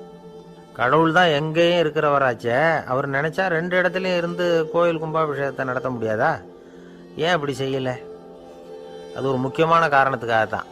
திருநின்ற ஊரில் இருந்த பூசலாருங்கிற அந்த அடியாரின் பெருமையை இந்த உலகத்துக்கு எடுத்து காட்டணுங்கிறதுக்காகத்தான் கடவுள் அந்த ராஜா கிட்ட அப்படி சொன்னார். சரி, அந்த அடியார் அப்படி என்னதான் பெருசாக கோயில் கட்டி விட்டார்? ராஜா கட்டின கோயிலை விட பெருசா? அவர் கட்டினது கருங்கல்லாலேயோ மண்ணாலேயோ மரத்தாலேயோ இல்லை. அவர் கட்டின கோயில் வேற மாதிரி. அது மனசால கட்டின கோயில், மனசுக்குள்ளே இருக்கிற கோவில், மனக்கோவில். அந்த அடியார் தன்னோட மனசுக்குள்ளே மாசக்கணக்காக ஒவ்வொரு கல்லாக சேர்த்து கட்டின கோவில். இந்த விஷயம் ராஜாவுக்கு தெரியாது. அவர் என்ன நினச்சுட்டாரு, அது நாம் கட்டின கற்கோயிலை விட ரொம்ப பெருசாக இருக்கும் போல இருக்கு அப்படின்னு நினச்சிட்டாரு. சரி, அப்பேற்பட்ட அந்த கோயிலை தரிசனம் பண்ணிவிட்டு வருவோம் அப்படின்னு நினச்சி ராஜா திருநின்ற ஊருக்கு போகிறார். அங்கே போய் பார்த்தா கோயிலையும் காணும், ஒன்றையும் காணும். கடைசியில் பூசலார் கட்டின மனக்கோவில் தான் அதுங்கிறத அவர் புரிஞ்சுக்கிறார். உடனே அந்த அடியாரின் காலில் விழுந்து வணங்குறார். அவரோ, இது மனசால முயன்ற கோவில், இதுக்கு இத்தனை பெருமையா அப்படின்னு ஆச்சரியப்படுறார். இதில் ஆச்சரியப்படுறதுக்கு ஒன்றும் இல்லை. ஆண்டவன் விரும்புறது அகபக்தியை தவிர புற தோற்றங்களே அல்ல. இதை நாம் புரிஞ்சுக்கிட்டோம்னா நமக்குள்ள எந்த வேறுபாடுகளும் வர்றதுக்கு வழியே இல்லை. இன்னொரு ராஜா இருந்தார். அவர் ஆண்டவனுக்கு படைக்கிறதுக்காக ஒரு தார் நல்ல செவ்வாழைப்பழமாக எடுத்துக்கிட்டு போகணும்னு நினச்சார். அதனால் முத நாளே அதை வாங்கிட்டு வர சொன்னார் வேலைக்காரங்கிட்ட. வேலைக்காரன் போனால் கடைத்தெருவில் ஒரு தார் பழம் வாங்கினான். வர்ற வழியில் அவன் குடிசை. அப்படியே எட்டி பார்த்துட்டு போவோமேன்னு நினச்சான். போனான். அங்கே இவனோட குழந்தை பாவம் பசியால் கத்திக்கிட்டு இருக்கு. இவன் பார்த்தான், இவ்வளவு பெரிய தாரில் ஒரு 2 பழம் எடுத்தா தெரியவா போகுது அப்படின்னு நினச்சி ஒரு 2 பழத்தை பிச்சு அந்த குழந்தைகிட்ட கொடுத்தான். அது அதை வாங்கி வயிறார சாப்பிட்டுது. பசி அடங்குச்சு. விளையாட போயிட்டுது. இவன் அதுக்கப்புறம் வாழைப்பழத்தை எடுத்துக்கிட்டு அரண்மனைக்கு வந்தான். 2 பழம் பிச்சிருக்கிறது ராஜாவுக்கு தெரிஞ்சு போச்சு. இவன் உண்மையை சொல்லிவிட்டான். உடனே ராஜா, கடவுளுக்கு படைக்க வேண்டிய பொருளை குழந்தை வந்து எச்சில் பண்ண விட்டுருக்கியே அப்படின்னு சொல்லி அவனை கட்டி வச்சு சாட்டையால் அடித்தார் பாவம். மறுநாள் பழத்தை கோயிலுக்கு எடுத்துகிட்டு போனார். கடவுள் முன்னாடி வச்சார். கடவுள் கண்ணை திறந்து பார்த்தார். பழம்லாம் அழுகி இருக்குது. என்ன இது அழுகி போன பழம் அப்படின்னார். ராஜா முழிச்சார். நல்லா தானே இருந்தது அப்படின்னு நினச்சார். அப்போ கடவுள் அந்த ராஜா கிட்ட சொன்னாராம், இதை பாருப்பா, இந்த தாரில் 2 பழம் தான் நல்ல பழம். அந்த 2 பழங்களையும் நேற்றுக்கே நான் சாப்பிட்டுட்டேன் அப்படின்னாராம். அப்போ தான் ராஜாவுக்கு புரிஞ்சுது, ஏழை குழந்தையின் பசியை தீர்க்கறதுக்காக உதவுன அந்த 2 பழம்தான் இறைவன் சாப்பிட்ட பழம்னு. இறைவன் இருக்கிற இடம் எது? இதுதான். ஒரு அப்பாவுக்கு 2 பிள்ளைங்க. மூத்தவன் ரொம்ப அடக்கம். அப்பா எது சொன்னாலும் கேட்பான். பெரியவங்களுக்கு கீழ்ப்படிஞ்சு நடப்பான். இளையவன் அப்படி இல்லை. தான் நினச்சதை தான் சொல்லுவான், செய்வான். அடுத்தவங்க சொல்கிறத கேட்க மாட்டான். அடங்கி நடக்க மாட்டான். இந்த 2 பேரில் யாரை வந்து உங்களுக்கு பிடிக்கும்? பெரியவனை தான் பிடிக்கும். ஏன்னா அவன் தான் சொல்கிற பேச்சை கேட்குறவன் அப்படின்னு சொல்லுவீங்க. ஆனால் ஒரு ஞானி என்ன சொல்கிறார் தெரியுமா? ஒரு குழந்தை அதன் அறிவுக்காக மதிக்கப்பட வேண்டுமே தவிர அதனுடைய கீழ்ப்படியும் தன்மைக்காக அல்ல அப்படிங்கிறார். நம்ம குழந்தைகளை வந்து சுயமாக சிந்திக்கிறதுக்கு நாம் விடுறதில்லை. மற்றவங்கள பார்த்து காப்பி அடிக்கிறதுக்கு தான் நாம் அவங்களுக்கு கற்றுக் கொடுக்குறோம். புகழ்பெற்ற மனிதர்கள் சிலருடைய பேரை சொல்லி நீயும் அவர் மாதிரி ஆகணும், இவர் மாதிரி ஆகணும் அப்படின்னு சொல்லிக்கிட்டே இருக்கிறோம். குழந்தைகள் வந்து தங்களுடைய தனித்தன்மையை வளர்த்துக்கிறதுக்கு நாம் தடையாக இருக்கிறோம். ஒரு குழந்தைகிட்ட அனாவசியமாக வந்து நம்பிக்கையை வளர்த்துடக்கூடாது. எந்த கோட்பாட்டையும் திணிக்கக்கூடாது. நாம் ஏற்கனவே அர்த்தமில்லாத கருத்துக்களையும் கொள்கைகளையும் மனசில் போட்டு நிரப்பி வச்சுருக்கிறோம். இந்த உலகத்துக்கு புதுசாக வந்து சேர்ந்திருக்கிற ஒரு குழந்தையின் தூய்மையான மனசில் நம்ம கருத்துக்களை அறிமுகம் செய்ய அல்லது திணிக்கிறதுக்கு நமக்கு எந்த அதிகாரமும் கிடையாது. ஒரு குழந்தைய நீ இந்த மதத்தை சேர்ந்தவன் அப்படின்னு பிறந்ததுமே ஒரு முத்திரை குத்தி விடுறோம். இது அதோட சுதந்திரத்தை ஆரம்பத்திலேயே கிள்ளி எறிகிறது மாதிரி தான். நீங்கள் ஒரு மதத்தின் வழிமுறைகளை கடைப்பிடிச்சிக்கிட்டு வர்றீங்க, அந்த வழியில் போய்கிட்டு இருக்கிறீங்க, சரி, அதனால் போகிறீங்க. அதுக்காக உங்கள் குழந்தையையும் அதே வழியில் தான் வரணும் அப்படின்னு கட்டாயப்படுத்துறதுக்கு உங்களுக்கு என்ன உரிமை இருக்குது? அந்த குழந்தை சுயமாக சிந்திச்சு ஒரு முடிவுக்கு வரட்டுமே, அதுக்கு நீங்கள் ஏன் தடையாக இருக்கிறீங்க? நமக்கு உண்மையிலேயே நம்ம குழந்தை மேலே அன்பு இருந்தால் இது மாதிரி திணிப்பு வேலைகளை செய்யக்கூடாது. திணிப்பு வேலைகளிலிருந்து குழந்தைகளை காப்பாற்றினா போதும். அதுதான் ரொம்ப முக்கியம். அடுத்த தலைமுறை அற்புதமான தலைமுறையாக உருவாகும். நாம் தான் சாதி மத சங்கடங்களில் மாட்டிக்கிட்டு தவிக்கிறோம். அவங்களாவது சாதி மத வேறுபாடு இல்லாத சமுதாயத்தை பார்க்கட்டுமே, அந்த சௌகரியங்களை அனுபவிக்கட்டுமே. அதுக்கு நாம் என்ன செய்யணும்னா ஒன்றும் செய்யாமல் இருந்தால் போதும். ஒரு குழந்தைகிட்ட நம்ம கருத்தை திணிக்கும் பொழுது என்ன ஆகுது தெரியுமா? அது வந்து அவனை அவங்ககிட்ட இருந்தே அப்புறப்படுத்தி விடுது. அவனுடைய தனித்தன்மையை அழிச்சுடுது. அவனை ஒரு எல்லைக்குள்ளே திணிச்சுடுது. இதெல்லாம் அன்புங்கிற பேரால் பெற்றோர்கள் செய்கிற தப்பு. இதெல்லாம் கேட்டுக்கிட்டு இந்த காலத்தில் அப்பா ஒருத்தர் சொன்னார், நான் கருத்துக்களை எல்லாம் என் பையன்கிட்ட திணிக்கிறது இல்லைங்க, ஆனால் அதிகமாக சாப்பிட சொல்லி கட்டாயப்படுத்துவேன் அப்படின்னார். உங்கள் வீட்டு சமையல் அவ்வளோ நல்லா இருக்குமான்னு கேட்டாங்க. நல்லா இருந்தால் நான் ஏன் அவனை சாப்பிட சொல்லி கட்டாயப்படுத்த போகிறேன் அப்படின்னார். ஒரு ஊரில் ஒரு மன்னன் இருந்தான், கொடுங்கோல் மன்னன். நிறைய தொந்தரவு பண்ணிக்கிட்டு இருந்தான். அவன் ஒரு தடவை என்ன பண்ணான் தெரியுமா? ஒரு தப்பும் பண்ணாத ஒரு இளைஞனை பிடிச்சி ஜெயிலில் அடைச்சுட்டான். அந்த பையனோட சொந்தக்காரங்கள்லாம் ராஜா கிட்ட போனாங்க. அவன் ஒரு தவறும் பண்ணலை, அவனை விடுதலை பண்ணுங்க அப்படின்னு கெஞ்சி கேட்டுக்கிட்டாங்க. மன்னன் வந்து யோசனை பண்ணான். அந்த இளைஞனை கூப்பிட்டுக்கிட்டு வர சொன்னான். அவனை கொண்டாந்து ராஜா முன்னாடி நிறுத்தினாங்க. இதை பாருப்பா, உன்னை நான் விடுதலை பண்ணுவேன், ஆனால் ஒரு கண்டிஷன். அந்த நிபந்தனையை நீ நிறைவேற்றினா உனக்கு விடுதலை அப்படின்னா மன்னன். சரின்னு ஒத்துக்கிட்டான் பையன். மன்னன் வந்து கண்டிஷன் என்னங்கிறத சொன்னான். உங்ககிட்ட ஒரு செம்மறி ஆட்டை கொடுக்க போகிறேன். 1 மாதத்துக்கு அதுக்கு தேவையான தீனியையும் கொடுக்க போகிறேன். 1 மாதம் கழித்து அந்த ஆட்டை வந்து எடை போட்டு பார்ப்பேன். அந்த ஆட்டின் எடை கொஞ்சம் கூட கூடி இருக்கக்கூடாது. எடை கூடி இருந்தால் உனக்கு விடுதலை கிடையாது. என்ன சொல்கிற அப்படின்னா. பையனுக்கு ஒன்றும் புரியல, பயமாக போயிட்டுது. குழம்பிக்கிட்டே நின்றுக்கிட்டு இருக்கிறான். சரி, ஒரு நாள் டைம் தரேன், நல்லா யோசனை பண்ணி பார்த்துட்டு நாளைக்கு உன் முடிவை சொல்லு அப்படின்னா மன்னன். பையன் கவலையோடு வெளியில் வந்தான். அங்கே ஒரு பெரியவர் நின்றுக்கிட்டு இருந்தார். அவர்கிட்ட விஷயத்தை சொன்னான். அந்த பெரியவர் இந்த பையனுக்கு காதோட காதாக ஒரு வழியை சொல்லி கொடுத்தார். அதை கேட்டதும் பையன் மறுபடியும் மன்னன் முன்னாடி வந்து நின்னா, உங்கள் நிபந்தனையை ஏற்றுக்கிறேன்னு சொன்னான். மன்னன் வந்து ஒரு ஆட்டுக்குட்டியையும் அதுக்கு 1 மாதத்துக்கு தேவைப்படுற தீவனத்தையும் கொடுக்கும்படியாக உத்தரவு போட்டான். கொடுத்தாங்க. ஓடிட்டு போயிட்டான். 1 மாதம் தினமும் தவறாமல் அந்த தீவனத்தை ஆட்டுக்குட்டிக்கு போட்டுக்கிட்டு இருக்கிறான். 1 மாதம் கழித்து அந்த ஆட்டை வந்து அரண்மனைக்கு ஓட்டிகிட்டு போனான். மன்னன் அதை எடை போட்டு பார்க்குறான். எடை கூடவே இல்லை, அப்படியே தான் இருக்குது.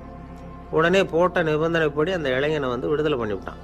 சரி, ஆட்டுக்கு எடை கூடாமல் இருக்கிறதுக்கு அந்த பெரியவர் சொல்லி கொடுத்த யோசனை என்ன அப்படின்னா, அது வேற ஒன்றும் இல்லை. அந்த ஆட்டுக்கு எதிரில் அது கண்ணில் படுற மாதிரி ஒரு ஓநாயை கட்டி போட சொன்னார். அவ்வளவுதான். ஆட்டுக்கு ஓநாய்ங்கிறது பிறவி பகை. ஓநாயை பார்த்தா ஆடு நடுங்க ஆரம்பிச்சிடும், அவ்வளவு பயம். தினமும் அந்த ஆடு பயந்துக்கிட்டே தீனி சாப்பிட்டுது, எடை கூடல. அதுதான் ரகசியம். இது வந்து சின்ன பிள்ளைங்களுக்கான ஒரு கதை. இதிலேருந்து தெரிஞ்சுக்க வேண்டிய உண்மை என்னன்னா, நாமெல்லாம் சாப்பிட்றப்ப மனசும் உடம்பும் அமைதியாக இருக்கணும். அப்போ தான் அது உடம்புல விட்டும். அவசரத்துலையும் பயத்துலையும் சாப்பிட்டா அது சரியா ஜீரணமாகாது. இன்னொரு ராஜா இருந்தார். அவரும் ஒரு இளைஞனை ஜெயிலில் அடைச்சி விட்டார். விடுதலை பண்ணணும்னா ஒரு கண்டிஷன்னார். என்னன்னு கேட்டான். ஒரு ஆட்டுக்குட்டியை அவன் முன்னாடி கொண்டாந்து நிறுத்துவேன், நீ அதுக்கிட்ட ஒரு கேள்வி கேட்கணும், அதுக்கு சரியான பதிலை சொல்லணும். அப்படி செஞ்சுட்டா உனக்கு விடுதலைன்னார். இளைஞன் யோசனை பண்ணி பார்த்தான். சரின்னு ஒத்துக்கிட்டான். அது பிரகாரமே ஆட்டுக்குட்டியை பதில் சொல்ல வச்சுட்டான். என்ன நடந்தது தெரியுமா? ஆட்டுக்குட்டியை கொண்டாந்து நிறுத்தினாங்க. இவன் மெதுவாக அதுக்கிட்ட போனான். அது காதுகிட்ட போய் ஏப்ரலுக்கு அடுத்த மாதம் என்ன மாதம்னு கேட்டான். அது உடனே மேன்னு கத்திச்சு. இவன் விடுதலை ஆயிட்டான். ஒரு நாள் ராமர் அரசவையில் உட்காந்துருக்கிறார். ராமராஜ்யம் நடந்துக்கிட்டு இருந்த நேரம். அந்த சமயத்தில் ஒரு நாய் வந்து அரச சபைக்கு வந்துதான். அது தலையில் அடிபட்டு ரத்தம்.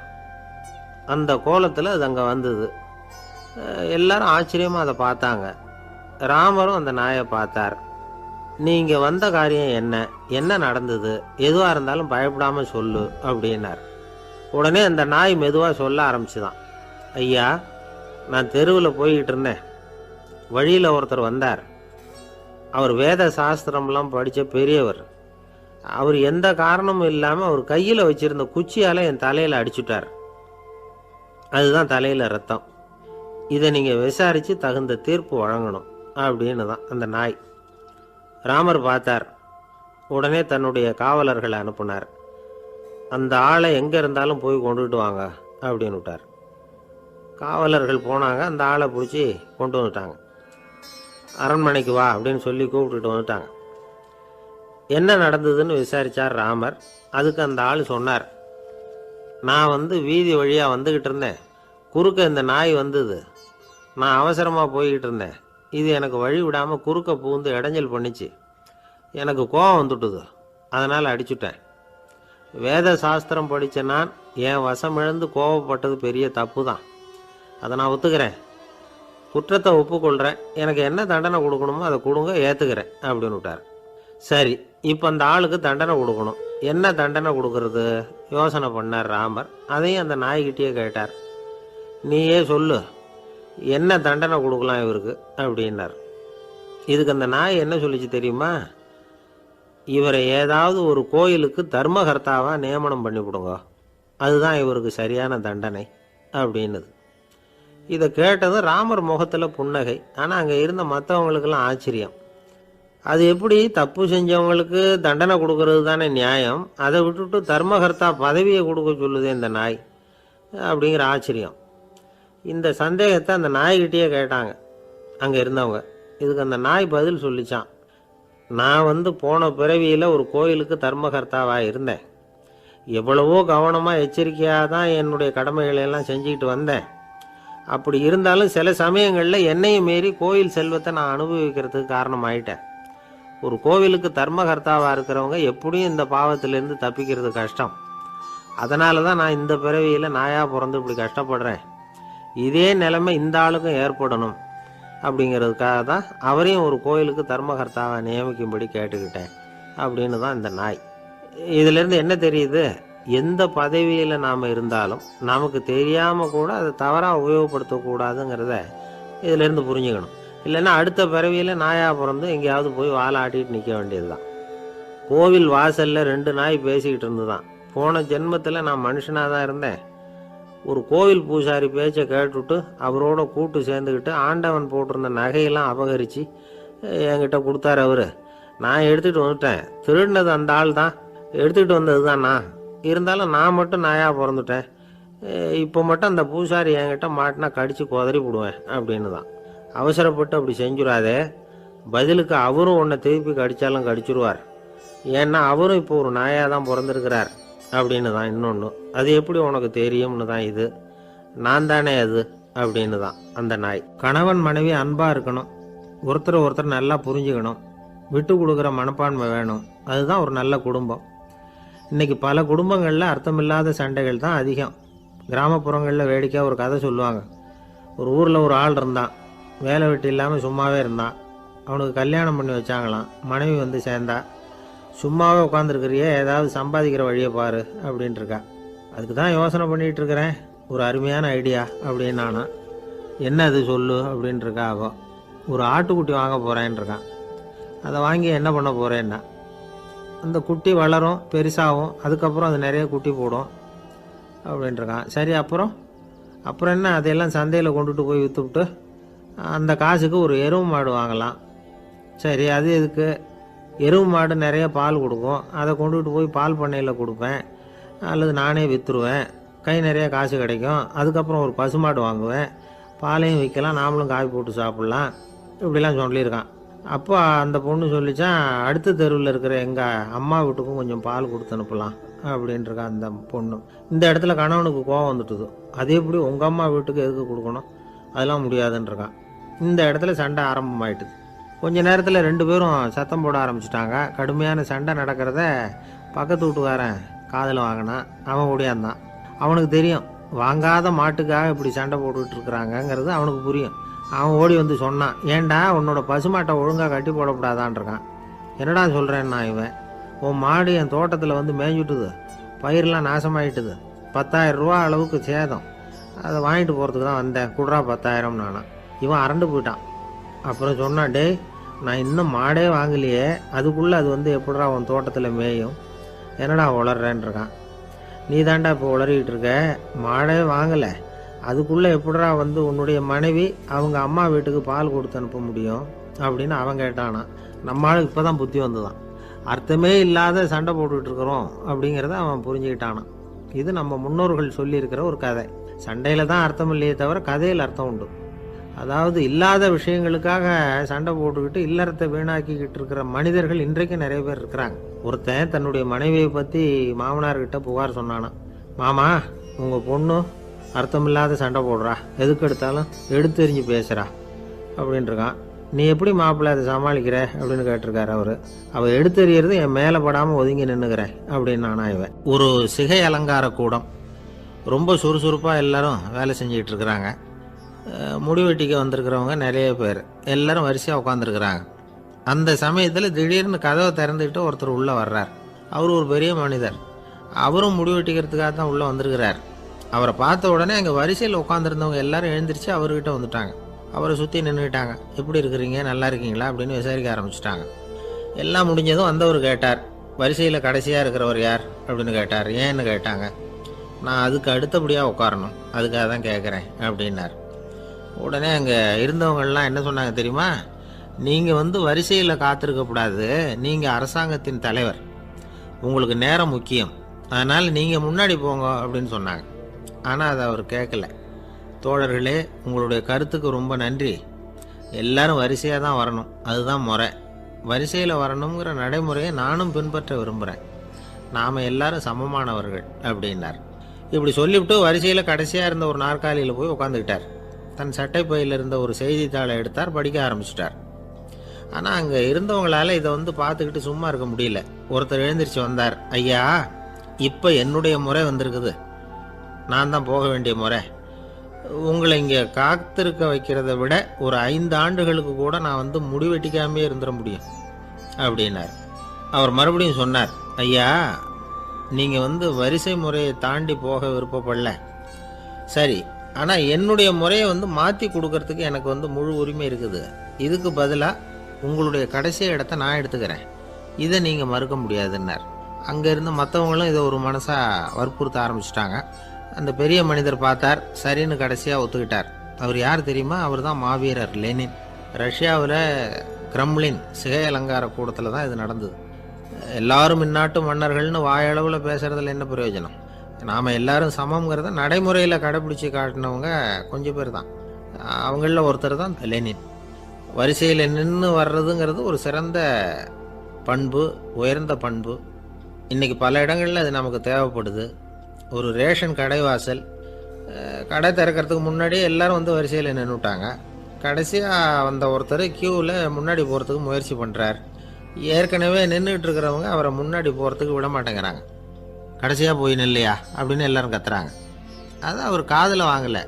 முண்டி அடிச்சுக்கிட்டு முன்னாடி போகிறதுக்கே முயற்சி பண்ணிகிட்டு இருக்கிறார். எல்லாரும் சேர்ந்து அவரை வலுக்கட்டாயமாக இழுத்து கொண்டாந்து பின்னாடி கொண்டு போய் நிறுத்திவிட்டாங்க.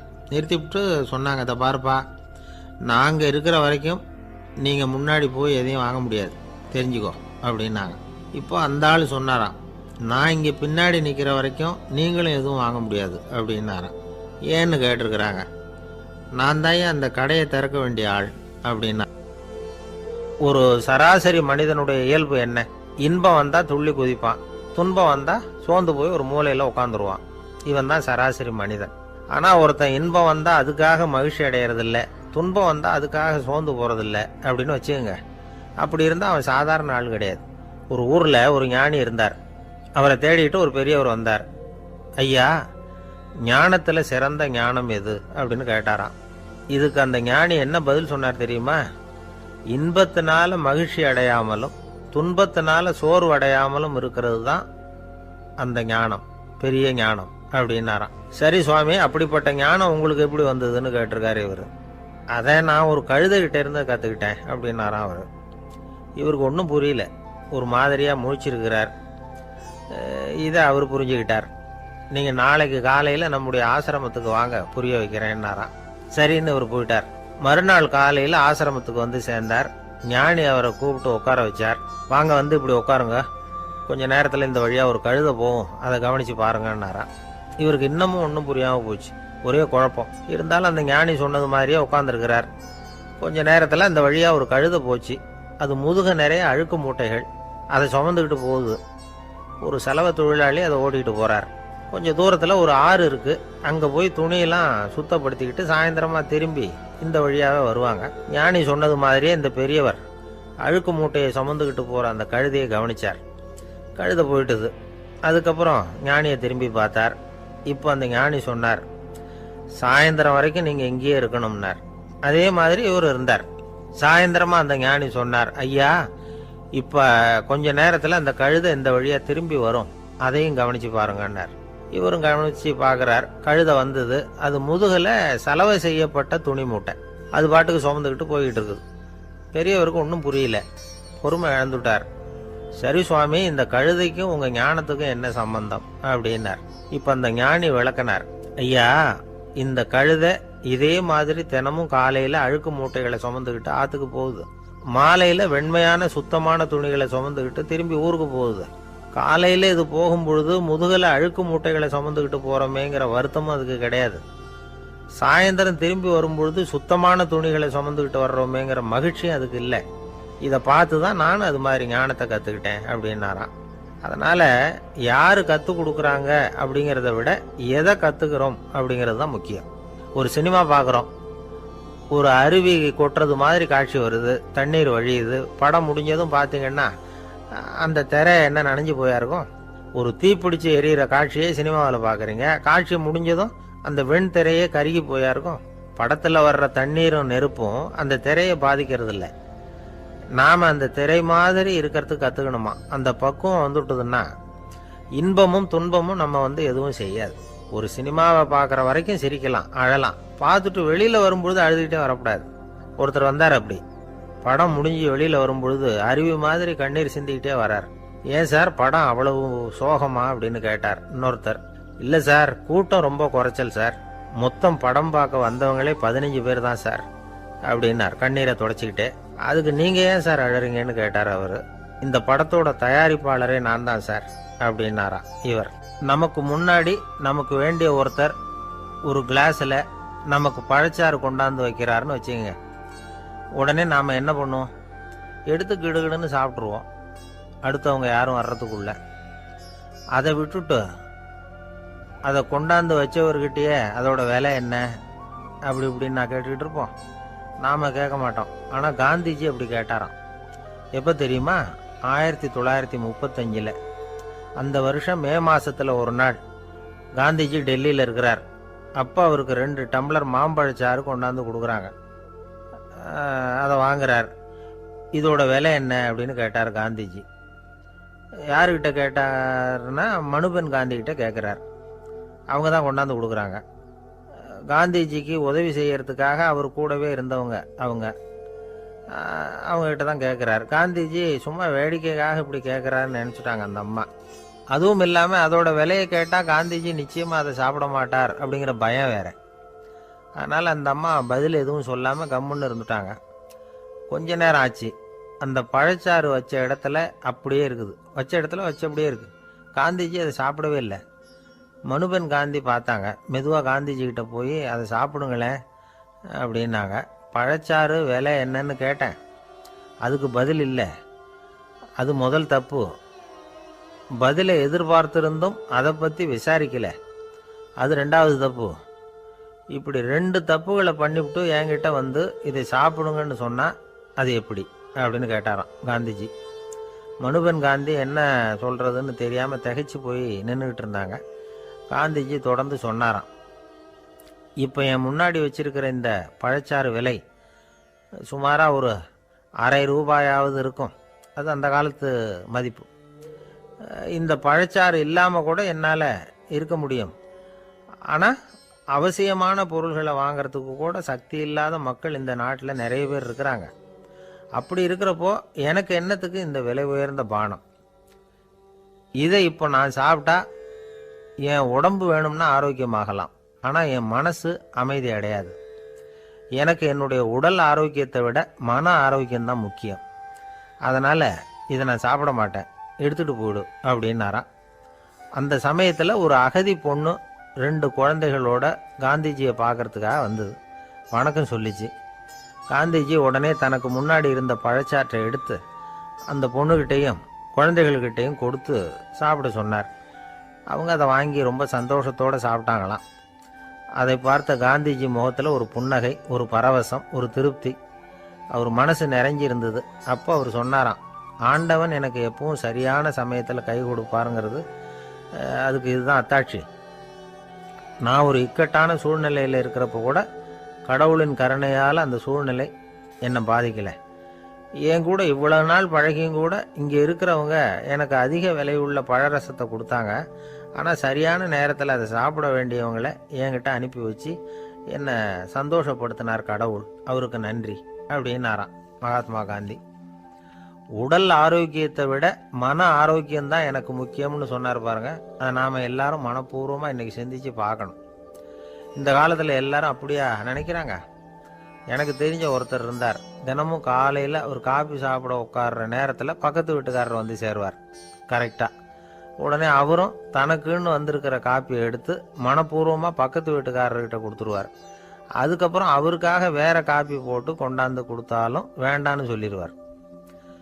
ஆண்டவனாக பார்த்து சரியான நேரத்தில் அவரை எங்கள் வீட்டுக்கு தினமும் அனுப்பி வைக்கிறார் அப்படிம்பார். ஏன் அப்படி சொல்கிறீங்க அப்படின்னு கேட்டோம் ஒரு நாள். அதுக்கு அவர் சொல்கிறார், எனக்கு என்னோட உடல் ஆரோக்கியம்தான் முக்கியம். இதை கடவுள் புரிஞ்சுக்கிட்டு எங்கள் வீட்டு காப்பியை சாப்பிட்றதுக்கு தினமும் அடுத்த வீட்டுக்காரனை அனுப்பி வைக்கிறார் அப்படின்னார் அவர். ஒரு நீதிமன்றம் அங்கே ஒரு கொலை வழக்கு சம்பந்தமாக விசாரணை நடந்துகிட்டு இருக்குது. அந்த வழக்கறிஞர் ரொம்ப தீவிரமாக வாதாடிக்கிட்டு இருக்கிறார். தன்னுடைய கட்சிக்காரர் நிரபராதிங்கிறது அவருக்கு நல்லா தெரியும். அதனால தான் அவர் சார்பாக வாதாடுறதுக்கே ஒத்துக்கிட்டார். அப்படி அவர் மும்முரமாக வாதாடிக்கிட்டு இருக்கிற சமயத்தில் அவசரமாக தந்தி ஒன்று வந்து சேர்ந்தது. அதை வாங்கி படித்து பார்த்தார். அதுக்கப்புறம் அதை மடித்து தன்னுடைய கோட்டு பையில் வச்சுக்கிட்டு தொடர்ந்து வாதாட ஆரம்பிச்சிட்டார். பேசி முடித்தார். அதுக்கப்புறம் அங்கே கோர்ட்டில் இருந்த சக வக்கீல்கள் அவர்கிட்ட வந்தாங்க. தந்தி ஒன்று வந்ததே, என்ன விஷயம் அப்படின்னு விசாரிச்சாங்களாம். அப்போ அவர் சொல்லியிருக்கிறார், ஊரில் சிகிச்சைக்காக போயிருந்த என்னுடைய மனைவி இறந்து போனதாக தந்தி வந்திருக்குது அப்படின்னாராம். மற்ற வக்கீல்களுக்கு அதிர்ச்சி. என்னங்க இது, மனைவி இறந்ததை விட கேஸு முக்கியமாக உங்களுக்கு அப்படின்னு கேட்டிருக்கிறாங்க. இறந்து போன என் மனைவி மறுபடியும் திரும்பி வர போகிறதில்ல. ஆனால் என்னுடைய கட்சிக்காரர் ஒரு கொலை வழக்கில் மாட்டிக்கிட்டார். அவரோ நிரபராதி. அவர் உசுரை நான் காப்பாற்ற வேணாமா? இதுதான் என்னுடைய கடமை அப்படின்னாராம். இப்படி இவர் சொன்னதும் எல்லாரும் அப்படியே திகைச்சு போய் நின்றுட்டாங்களாம். சரி, கடமைக்கு முக்கியத்துவம் கொடுத்த அந்த வழக்கறிஞர் யார் தெரியுமா? அவர் தான் இரும்பு மனிதர் சர்தார் வல்லபாய் பட்டேல். குஜராத் மாநிலத்தில் 1875 அக்டோபர் 31 அன்றைக்கு ஜாவேரி பாய் அப்படிங்கிறவருக்கு 4வது பிள்ளையா அவர் பிறந்தாராம். இந்த ஜாவேரி பாய் யார் தெரியுமா? ஜான்சி ராணி லட்சுமி பாய் போர் படையில் ஒரு வீரராக பணிபுரிஞ்சவர். இளம் வயசில் வல்லபாய் படேல் ரொம்ப சிரமப்பட்டு படிச்சிருக்கார். விடாமுயற்சி வெற்றியை கொடுத்தது. கல்லூரியிலையும் காலடி வச்சார். அதுக்கப்புறம் வக்கீல் பட்டத்தையும் வாங்கினார். பிரிட்டிஷ் ஆட்சி நடந்துக்கிட்டு இருந்த சமயம் குஜராத்தை சேர்ந்த பர்டோலி தாலுக்காவில் விவசாயிகள் மேலே அரசாங்கம் திடீர்னு நில வரியை வசதிப்பட்டு தான். ஏழை விவசாயிகள் ரொம்ப கஷ்டப்பட்டுருக்காங்க. அரசாங்கம் வரி செலுத்தாத விவசாயிகளின் நிலங்களையெல்லாம் ஜப்தி செஞ்சுதான். அரசாங்கத்தை எதிர்க்கிறவங்களையெல்லாம் கைது பண்ணி சிறையில் அடைச்சுட்டாங்களாம். சில பேர் வீடு வாசல் ஆடு மாட்டையெல்லாம் விற்று கூட வரி கட்ட வேண்டிய நிலைமைக்கு ஆளாயிட்டாங்க. வழக்கறிஞர் வல்லபாய் படேல் நில வரியை உடனே ரத்து பண்ணணும் அப்படின்னு பம்பாய் கவர்னருக்கு ஒரு கடிதம் எழுதினார். எந்த பலனும் இல்லை. உடனே எல்லா விவசாயிகளையும் அணி திரட்டினார். அதுக்கு தானே தலைமை தாங்கினார். சத்தியாகிரகம் நடத்தினார். அந்த பகுதியில் எந்த வேலையும் நடக்கலை. வேறு வழி இல்லை. ஆட்சியாளர்கள் உடனே வரியை ரத்து பண்ணாங்க. சிறையில் இருந்தவங்களையெல்லாம் வெளில விட்டாங்க. 1928 ஆகஸ்ட் 6 சர்க்காருக்கும் விவசாயிகளுக்கும் இடையில் ஒரு உடன்பாடு ஏற்பட்டது. அதுக்கப்புறம் தான் நிலைமை சரியாக போச்சான். வல்லபாய் படேலின் பொது சேவையை பாராட்டின பொதுமக்கள் அவருக்கு சர்தார் அப்படிங்கிற பட்டத்தை கொடுத்தாங்களாம். சர்தார்னா தலைவர் அல்லது தளபதின்னு அர்த்தம். இரும்பு மனிதர்னு இவருக்கு பேர். இருந்தாலும் நகைச்சுவை உணர்வும் இவருக்கு நிறைய உண்டு. ஒரு தடவை ஒரு பத்திரிகை நிருபர் வந்திருக்கார். சர்தார் பட்டேல்கிட்ட அவருக்கு பிடிச்ச பண்பாடு கலாச்சாரம் எது அப்படின்னு கேட்கணும்னு ஆசை. அதனால் அவரை பார்த்து கேட்டாராம், ஏங்க உங்களுக்கு பிடிச்ச கல்ச்சர் எது அப்படின்னு கேட்டிருக்கார். இதுக்கு சர்தார் பட்டேல் சொன்ன பதில் என்ன தெரியுமா? எனக்கு பிடிச்ச கல்ச்சர் அக்ரிகல்ச்சர் அப்படின்னாராம். ஒருத்தர் குதிரை ரேஸுக்கு போனார். பணம் கட்டினார், தோற்று போயிட்டார். மறுபடியும் போனார், பணம் கட்டினார், தோற்று போனார். அடுத்த தடவையும் பணம் கட்ட போனப்போ அவரை தடுத்து கேட்டோம், ஏன் சார் ஏற்கனவே விட்டது போதாதா, இன்னமும் இருக்கிறத விடணுமா அப்படின்னு கேட்டோம். விட்டதையெல்லாம் மொத்தமாக எடுக்க வேணாமா சார், அதுக்காக தான் தொடர்ந்து பணம் கட்டுறேன்னார் அவர். இவரை திருத்துறது ரொம்ப கஷ்டம். இது ஒரு மனநோய். மனநோய்களில் பல வகை உண்டு. மனநோய்கள் பிரிவு அட்டவணையில் சூதாட்டம்ங்கிறது அவதி வரும் நோய் அப்படிங்கிற தலைப்பில் வருது. சூதாட்டம் 2 வகைப்படும்னு சொல்கிறாங்க உளவியல் நிபுணர்கள். ஒரு வகை எப்படின்னா, நண்பர்களோடு சேர்ந்துக்கிட்டு மகிழ்ச்சியும் கிளர்ச்சியும் அடையிறதுக்காக ஈடுபடுறது. பிரச்சனைகளை தீர்க்கறதுல ஒரு ஆர்வம். கேளிக்கைக்காக கொஞ்சம் விட்டு பிடிக்கிறது அப்படிங்கிற மனுஷனுடைய அடி மனசில் உள்ள விபரீத பிணைய சுபாவம், இதெல்லாம் அதுக்கு காரணம். இன்னொரு வகை எப்படின்னா, சூதாட்டத்தில் ஈடுபட்டு ஒரு கட்டாய நிலைமைக்கு ஆளாயிடுறது. ஈடுபடு அப்படின்னு மனசு ஒரு வெறித்தன்மையை தூண்டிக்கிட்டே இருக்கும். இப்படிப்பட்டவங்களுக்கு நாம் தோத்துக்கிட்டு இருக்கோங்கிறது தெரியும். நாம் ஜெயிக்கிறதுக்கான சந்தர்ப்பம் இல்லைங்கிறதும் தெரியும். இதனால் நமக்கும் கஷ்டம், நம்ம சுற்றி இருக்கிறவங்களுக்கும் கஷ்டங்கிறதும் புரியும். அப்படி இருந்தும் சூதாடுவாங்க. இதுக்கு காரணம் சூதாடியின் பகற்கனவு அப்படிங்கிறாங்க நிபுணர்கள். இந்த நிலைமைக்கு கட்டாய சூதாட்டம் அல்லது நிர்பந்த சூதாட்டம் அப்படின்னு பேர் வச்சிருக்கிறாங்க. இப்படிப்பட்ட ஆசாமி இருக்கிறது பூரா விட்டுருவான், கடன் வாங்குவான், திருடுவான். இருந்தாலும் என்னைக்காவது ஒரு நாள் ஜெயிச்சிருவேன் அப்படின்னு சொல்லிக்கிட்டே இருப்பான். விட்டதை எடுத்துருவேங்கிற ஒரு நம்பிக்கை சுடர் அவனுக்குள்ளே எரிஞ்சுக்கிட்டே இருக்கும். இவனை மனநோயாளி அப்படின்னு சொல்லிட முடியாதான். என்ன காரணம்னா, இது மாதிரி ஆளுங்க கிட்ட மன போராட்டமோ கவலையோ பதட்டமோ இருக்கிறது இல்ல. சில விசேஷமான குணங்கள் இவங்க கிட்ட உண்டு. எதிர்ப்பு உணர்ச்சி, சிறுபிள்ளைத்தனம், சட்ட திட்டங்களையும் சம்பிரதாயங்களையும் உட தெரியாத மனப்போக்கு, பொறுப்பில்லாத தன்மை, நெறி தவறி நடக்கிறது எல்லாம் இவங்க கிட்ட உண்டு. ஆனால் வெளிப்பார்வைக்கு ரொம்ப சிநேகமாக இருப்பாங்க, அன்பாக இருப்பாங்க. அப்படி இருக்கிறதாக காட்டிக்குவாங்க. ஆதாயம், சுயலாபம் இதெல்லாம் கருதி தான் பழகுவாங்க. இவங்க கேட்குறப்ப நாம் பணம் கொடுக்கலன்னு வச்சுக்கோங்க, நம்மளை கை விட்டுருவாங்க. நம்ம மேலே அபாண்டமாக பழி சுமத்துறது கூட தயங்க மாட்டாங்க. தங்களுடைய சூதாட்ட நடவடிக்கைகளுக்கு சாதகமான காரணங்களை சொல்லிகிட்டு இருப்பாங்க. நீ வேணும்னா பாரு, ஒரே நாளில் நான் இழந்ததையெல்லாம் மீட்டு லட்சாதிபதி ஆறேன்னா இல்லையா பாரு அப்படிம்பாங்க. தோற்று போகிறத ஒரு படிப்பினையாக இவங்க எடுத்துக்கிறதே இல்லை. தோற்று போகிறதுலேயே இவங்களுக்கு ஒரு அலாதியான சுகம். தனக்குத்தானே துன்பத்தை வரவழைச்சிக்கிட்டு இன்பம் அடையிறதுக்கு தன்வதை சுகம் அப்படின்னு பேர். இவங்கெல்லாம் அந்த ரகம். சில பேர் எப்படி தெரியுமா, மந்திர எண்ணங்களை வரவழைச்சிக்கிறது, சூதாடுறதுக்காக ஆஃபீஸில் கையாடல் பண்ணுறது, அடுத்தவங்க கிட்ட இருந்து திருடுறது. இந்த மந்திர எண்ணம் தீவிரமாச்சுன்னா ஒரு மாதிரியாக பேச ஆரம்பிச்சிருவாங்க. தோல்விதான் சார் வெற்றிக்கு முதல் படியும்பாங்க. தன்னால் பகடக்காய்களையும் குதிரை ஓட்டிகளையும், அதாவது இந்த ஜாக்கிகள், அதெல்லாம் கட்டுப்படுத்த முடியுங்கிற பித்து நிலைக்கு இவங்கெல்லாம் தள்ளப்பட்டுருவாங்க. சில சூதாடிகள் ஆராய்ச்சி பார்த்ததுல என்ன தெரிய வந்தது தெரியுமா, அவங்கெல்லாம் குழந்தை பருவத்தில் அன்புக்காக ஏங்கினவங்களாம், புறக்கணிக்கப்பட்டவங்களாம், உதவிகளை பெற முடியாதவங்க, இப்படிலாம் இருந்திருக்கிறாங்க. இவங்க வளர வளர மற்றவங்க சௌகரியம் பற்றி அக்கறை இல்லாதவங்களாம் ஆயிடுறாங்க. அதிர்ஷ்ட தேவதை தன்னோட இருக்கிறாங்க அப்படிங்கிற அசையாத நம்பிக்கை இவங்களுக்கு. இவங்களை திருத்துறது ரொம்ப கஷ்டம். அதனால பந்தயம், சூதாட்டம் இது மாதிரியான விஷயங்களை விட்டு விலகியே இருக்கிறது தான் நமக்கு நல்லது. ஒரு ஆள் சொன்னான், என்னுடைய குதிரை வேகமாக ஓடுறதுக்கு என்ன வழி அப்படின்னு கால்நடை மருத்துவர்கிட்ட யோசனை கேட்டேன். அவர் ஒரு பாட்டில் நிறைய மாத்திரைகளை கொடுத்து தினம் 2 மாத்திரை வேதமாக கொடுக்க சொன்னார். முதல் நாள் 2 மாத்திரையை கொடுத்துட்டு அது மேலே ஏறி உட்கார்றதுக்கு போனேன். அவ்வளவுதான். அதுக்குள்ளே அது அம்பு மாதிரி பாஞ்சு ஓடி போச்சு. நான் இன்னும் உட்காரவே இல்லை, அதுக்குள்ளே பாஞ்சு ஓடி போச்சு அப்படின்னா. அடடா, அப்புறம் நீங்கள் என்ன பண்ணீங்க அப்படின்னு கேட்டாங்க. என்ன பண்ணுறது, மீதி மாத்திரை பூராவே நான் முழுங்கி விட்டு அதுக்கப்புறம் துரத்தி பிடிச்சி அது மேலே ஏறி உட்காந்தேன் அப்படின்னா அவன். துஷ்டரை கண்டால் தூர விலகு, இப்படி ஒரு பழமொழி உண்டு. எதுக்காக இப்படி சொல்லி வச்சாங்க? துஷ்டன் ஏதாவது தொந்தரவு கொடுப்பான், அதனால் அவனை கண்டா பயந்துக்கிட்டு ஓடி ஒளிஞ்சிக்கோ அப்படின்னா இதுக்கு அர்த்தம் அப்படி இல்லை.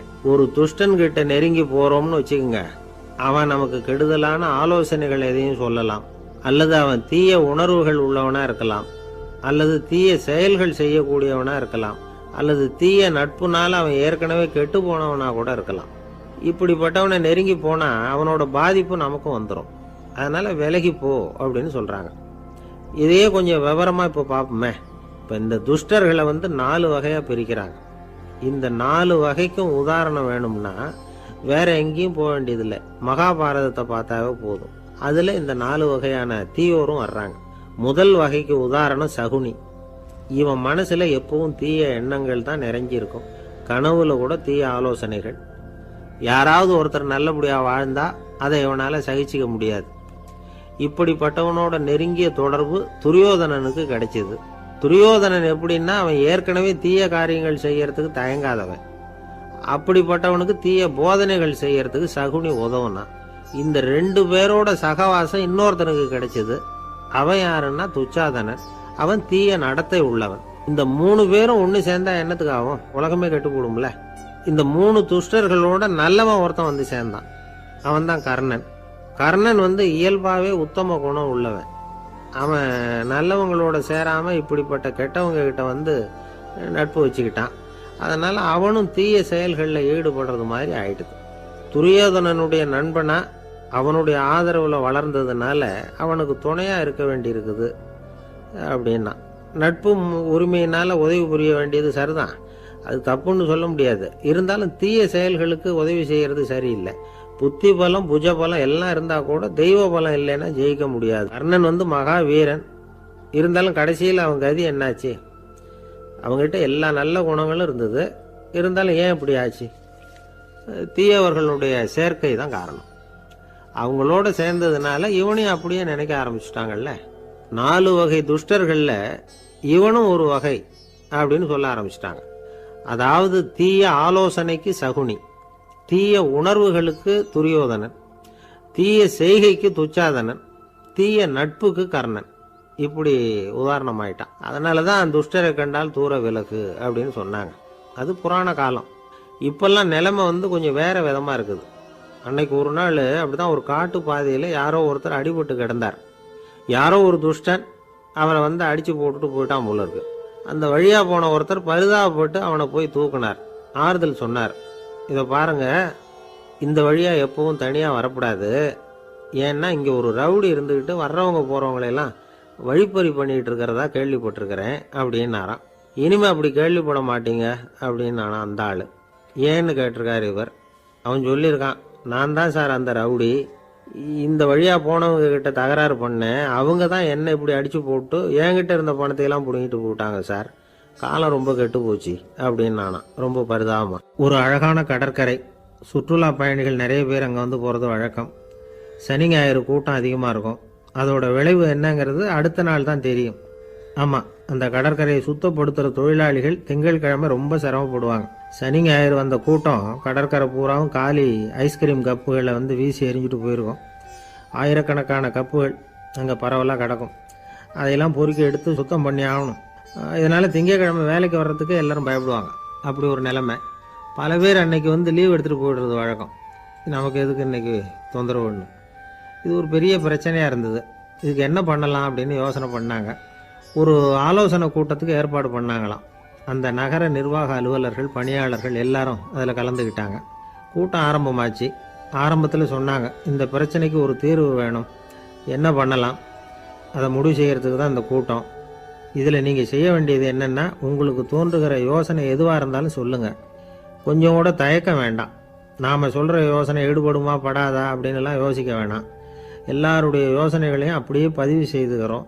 கடைசியாக அதிலேருந்து ஒரு சிறந்த யோசனையை தேர்வு பண்ணி அதை பயன்படுத்தலாம். இந்த சந்தர்ப்பத்தில் இன்னொரு முக்கியமான வேண்டுகோள், எவ்வளவு சாதாரணமான யோசனையாக இருந்தாலும் சரி, அது சொல்லும் பொழுது அடுத்தவங்க ஏளனம் செய்யக்கூடாது. இது ஒரு பெரிய யோசனையா அப்படின்னு சொல்லி எதையும் அலட்சியப்படுத்தக்கூடாது. இதுதான் அந்த கூட்டத்தின் ஆரம்பத்தில் செய்யப்பட்ட அறிவிப்பு. உடனே அந்த கூட்டத்தில் இருந்தவங்க ஆளுக்கு ஒரு யோசனை சொல்ல ஆரம்பித்தாங்க. ஒருத்தர் எழுந்திருச்சார், இங்கே வர்ற சுற்றுலா பயணிகள்கிட்ட ஆளுக்கு $10 ஒரு டெபாசிட் மாதிரி வைப்பு பணமாக வாங்கிக்கணும். காலி ஐஸ்கிரீம் கப்பை திருப்பி கொடுத்தா அந்த பணத்தை திருப்பி கொடுத்துடலாம். இப்படி ஒரு ஏற்பாடு பண்ணிக்கிட்டா கப்புகளை தேடி பொறுக்கிட்டு இருக்க வேண்டியதில்லை, எல்லாம் ஒரே இடத்துக்கு சேர்ந்துடும். அப்படியே நாம் தூக்கிட்டு போய் ஒரு இடத்துல கொட்டி போடலாம் அப்படின்னார்.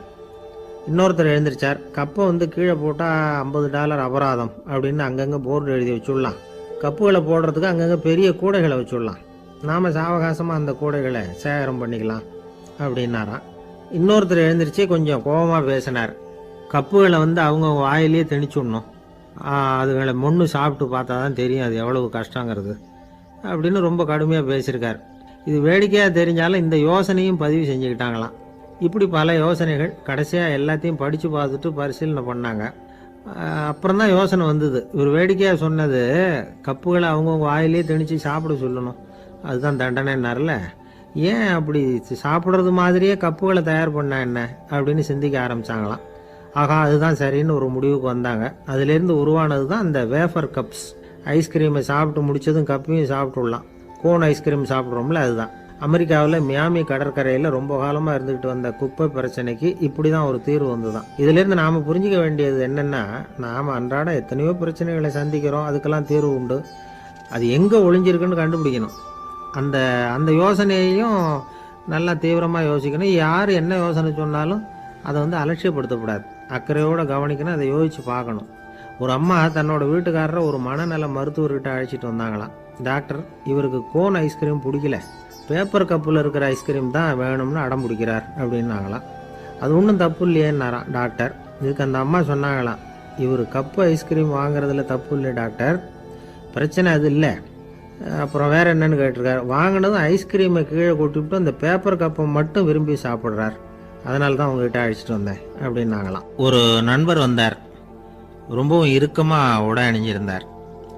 அதாவது ஆடைக்குள்ளே அவர் மாட்டிக்கிட்டு இருந்தது மாதிரி தெரிஞ்சது. ஏன் துணி குறைச்சலாக எடுத்துட்டிங்களா அப்படின்னு கேட்டோம். இல்லைங்க, எனக்கு எப்போவுமே இறுக்கமாக உடை அணிகிறது தான் பிடிக்கும் அப்படின்னார். ஒருத்தர் எப்படி உடை அணிகிறார் அப்படிங்கிறத வச்சே அந்த ஆள் எப்படிப்பட்டவர் அப்படிங்கிறத கண்டுபிடிச்சிடலாம். உடை அணிகிற விதம் ஒருத்தருடைய மனநிலையை வெளிப்படுத்துதான். இப்போ இறுக்கமான உடை அணிகிறவங்க பொதுவாக மன நிம்மதி இல்லாதவங்களாக இருப்பாங்களாம், கோபக்காரங்களாக இருப்பாங்களாம். ரொம்ப தொலைதொலைப்பாக ஆடை அணிகிறவங்க இருக்கிறாங்கல்ல, அவங்கெல்லாம் அமைதியான ஆளாக இருப்பாங்களாம், சாந்தமாக இருப்பாங்களாம். இவங்கெல்லாம் போராடுறதுக்கு சரியாக வரமாட்டாங்களாம். இப்படி ஒரு கணிப்பு இருக்குது. அதனால தான் போர் வீரர்களுக்கெல்லாம் இறுக்கமான உடையை தான் கொடுக்கறது வழக்கம். ஆனால் சன்னியாசிகளை பாருங்கள், அவங்களுக்கெல்லாம் ரொம்ப தொலை உடைகள் தான். அவங்கெல்லாம் வந்து டைட் பேண்ட் போட்டுக்கிட்டு நிற்க மாட்டாங்க சன்னியாசிகள்லாம். அதே மாதிரி சன்னியாசிகள்லாம் காவி உடையை தேர்ந்தெடுக்கிறதுக்கும் காரணம் உண்டு. பல ஆண்டுகள் சோதனை செஞ்சு பார்த்துட்டு தான் சன்னியாசத்துக்கு காவி தான் சரி அப்படின்னு முடிவு பண்ணியிருக்கிறாங்க. இப்போ பௌதீக விஞ்ஞானப்படியும் அதுதான் சரி. அதாவது சூரிய ஒளியில் வந்து 7 வண்ணங்கள் உண்டு. ஒரு பொருள் மேலே அது விழும்பொழுது அந்த பொருள் நமக்கு சிவப்பாக தெரிஞ்சதுன்னா அந்த பொருள் வந்து சிவப்பை தவிர மற்ற எல்லா நிற கதிர்களையும் உள்வாங்கிக்கிட்டு சிவப்பு நிறத்தை மட்டும் வெளியில் விடுது. அதாவது விலக்கி விடுது. அதனால தான் அந்த பொருள் வந்து சிவப்பாக தெரியுது. உடல் ஆரோக்கியத்துக்கு ஓரளவு சிவப்பு தேவைப்படுது. அதனால தான் காவி உடை அணிஞ்சால் சூரிய ஒளி ஓரளவு சிவப்பை விலக்கிவிடும். அதாவது சிவப்பின் பலனும் கிடைக்கும், இந்த சிவப்பின் கெடுதலும் இல்லை அப்படின்னு யோசனை பண்ணாங்க. காவி வந்து உதய வேளையின் நிறம். கீழ் வானத்தில் கதிர் உதிக்கிற வேளையில் முதல் ஒளி தோன்றுகிற நேரத்தில் காவி நிறம் தான் கசியும். தியானம் செய்கிறப்போ முதல்ல காணக்கூடிய ஒளி காவி நிறம்தான். தியானத்தின் உச்ச நிலையின் நிறம் நீலம். தியானம் வந்து காவி நிறத்தில் ஆரம்பமாகி நீல நிறத்தில் நிறைவடைகிறது அப்படிங்கிறார் ஓஷோ. நீலம் வந்து தியான சிகரம், காவி வந்து தியான ஆரம்ப குறியீடு, ஒரு சன்னியாசியின் ஆரம்ப தரிசனம் அப்படிங்கிறார் அவர். ஒருத்தர் நாள் பூரா காவி உடையே அணிஞ்சிருந்தா அந்த நிறம் வந்து அவருக்கு வந்து தியானத்தை பற்றிய நினைவை வந்து ஊட்டிக்கிட்டே இருக்கும். இப்படியே வந்து ஆடைக்கும் தியானத்துக்கும் இடையில் ஒரு தொடர் ஏற்படுது. ஒரு துறவியின் உள்ளார்ந்த பண்பாக அது மாறுது. கடை வீதியில் ஒரு பொருள் வாங்க போகிறோம், அது மறந்துடக்கூடாதுங்கிறதுக்காக ஞாபகம் முடிச்சு போட்டுக்கிறோம். அந்த முடிச்சுக்கும் பொருளுக்கும் தொடர்பு இல்லை. ஆனால் கடை வீதிக்கு போன உடனே அந்த முடிச்சு வந்து அந்த பொருளை ஞாபகப்படுத்துது. அதாவது அந்த முடிச்சு வந்து ஒரு தொடர்பு அம்சமாக அமையுது. அது மாதிரி தான் காவி உடையும். ஒரு துறவி வந்து நடக்கும் பொழுது, சாப்பிடும் பொழுது, குளிக்கும் பொழுது அவருடைய காவி உடை அவருக்கு வந்து ஞாபகப்படுத்திக்கிட்டே இருக்கும்.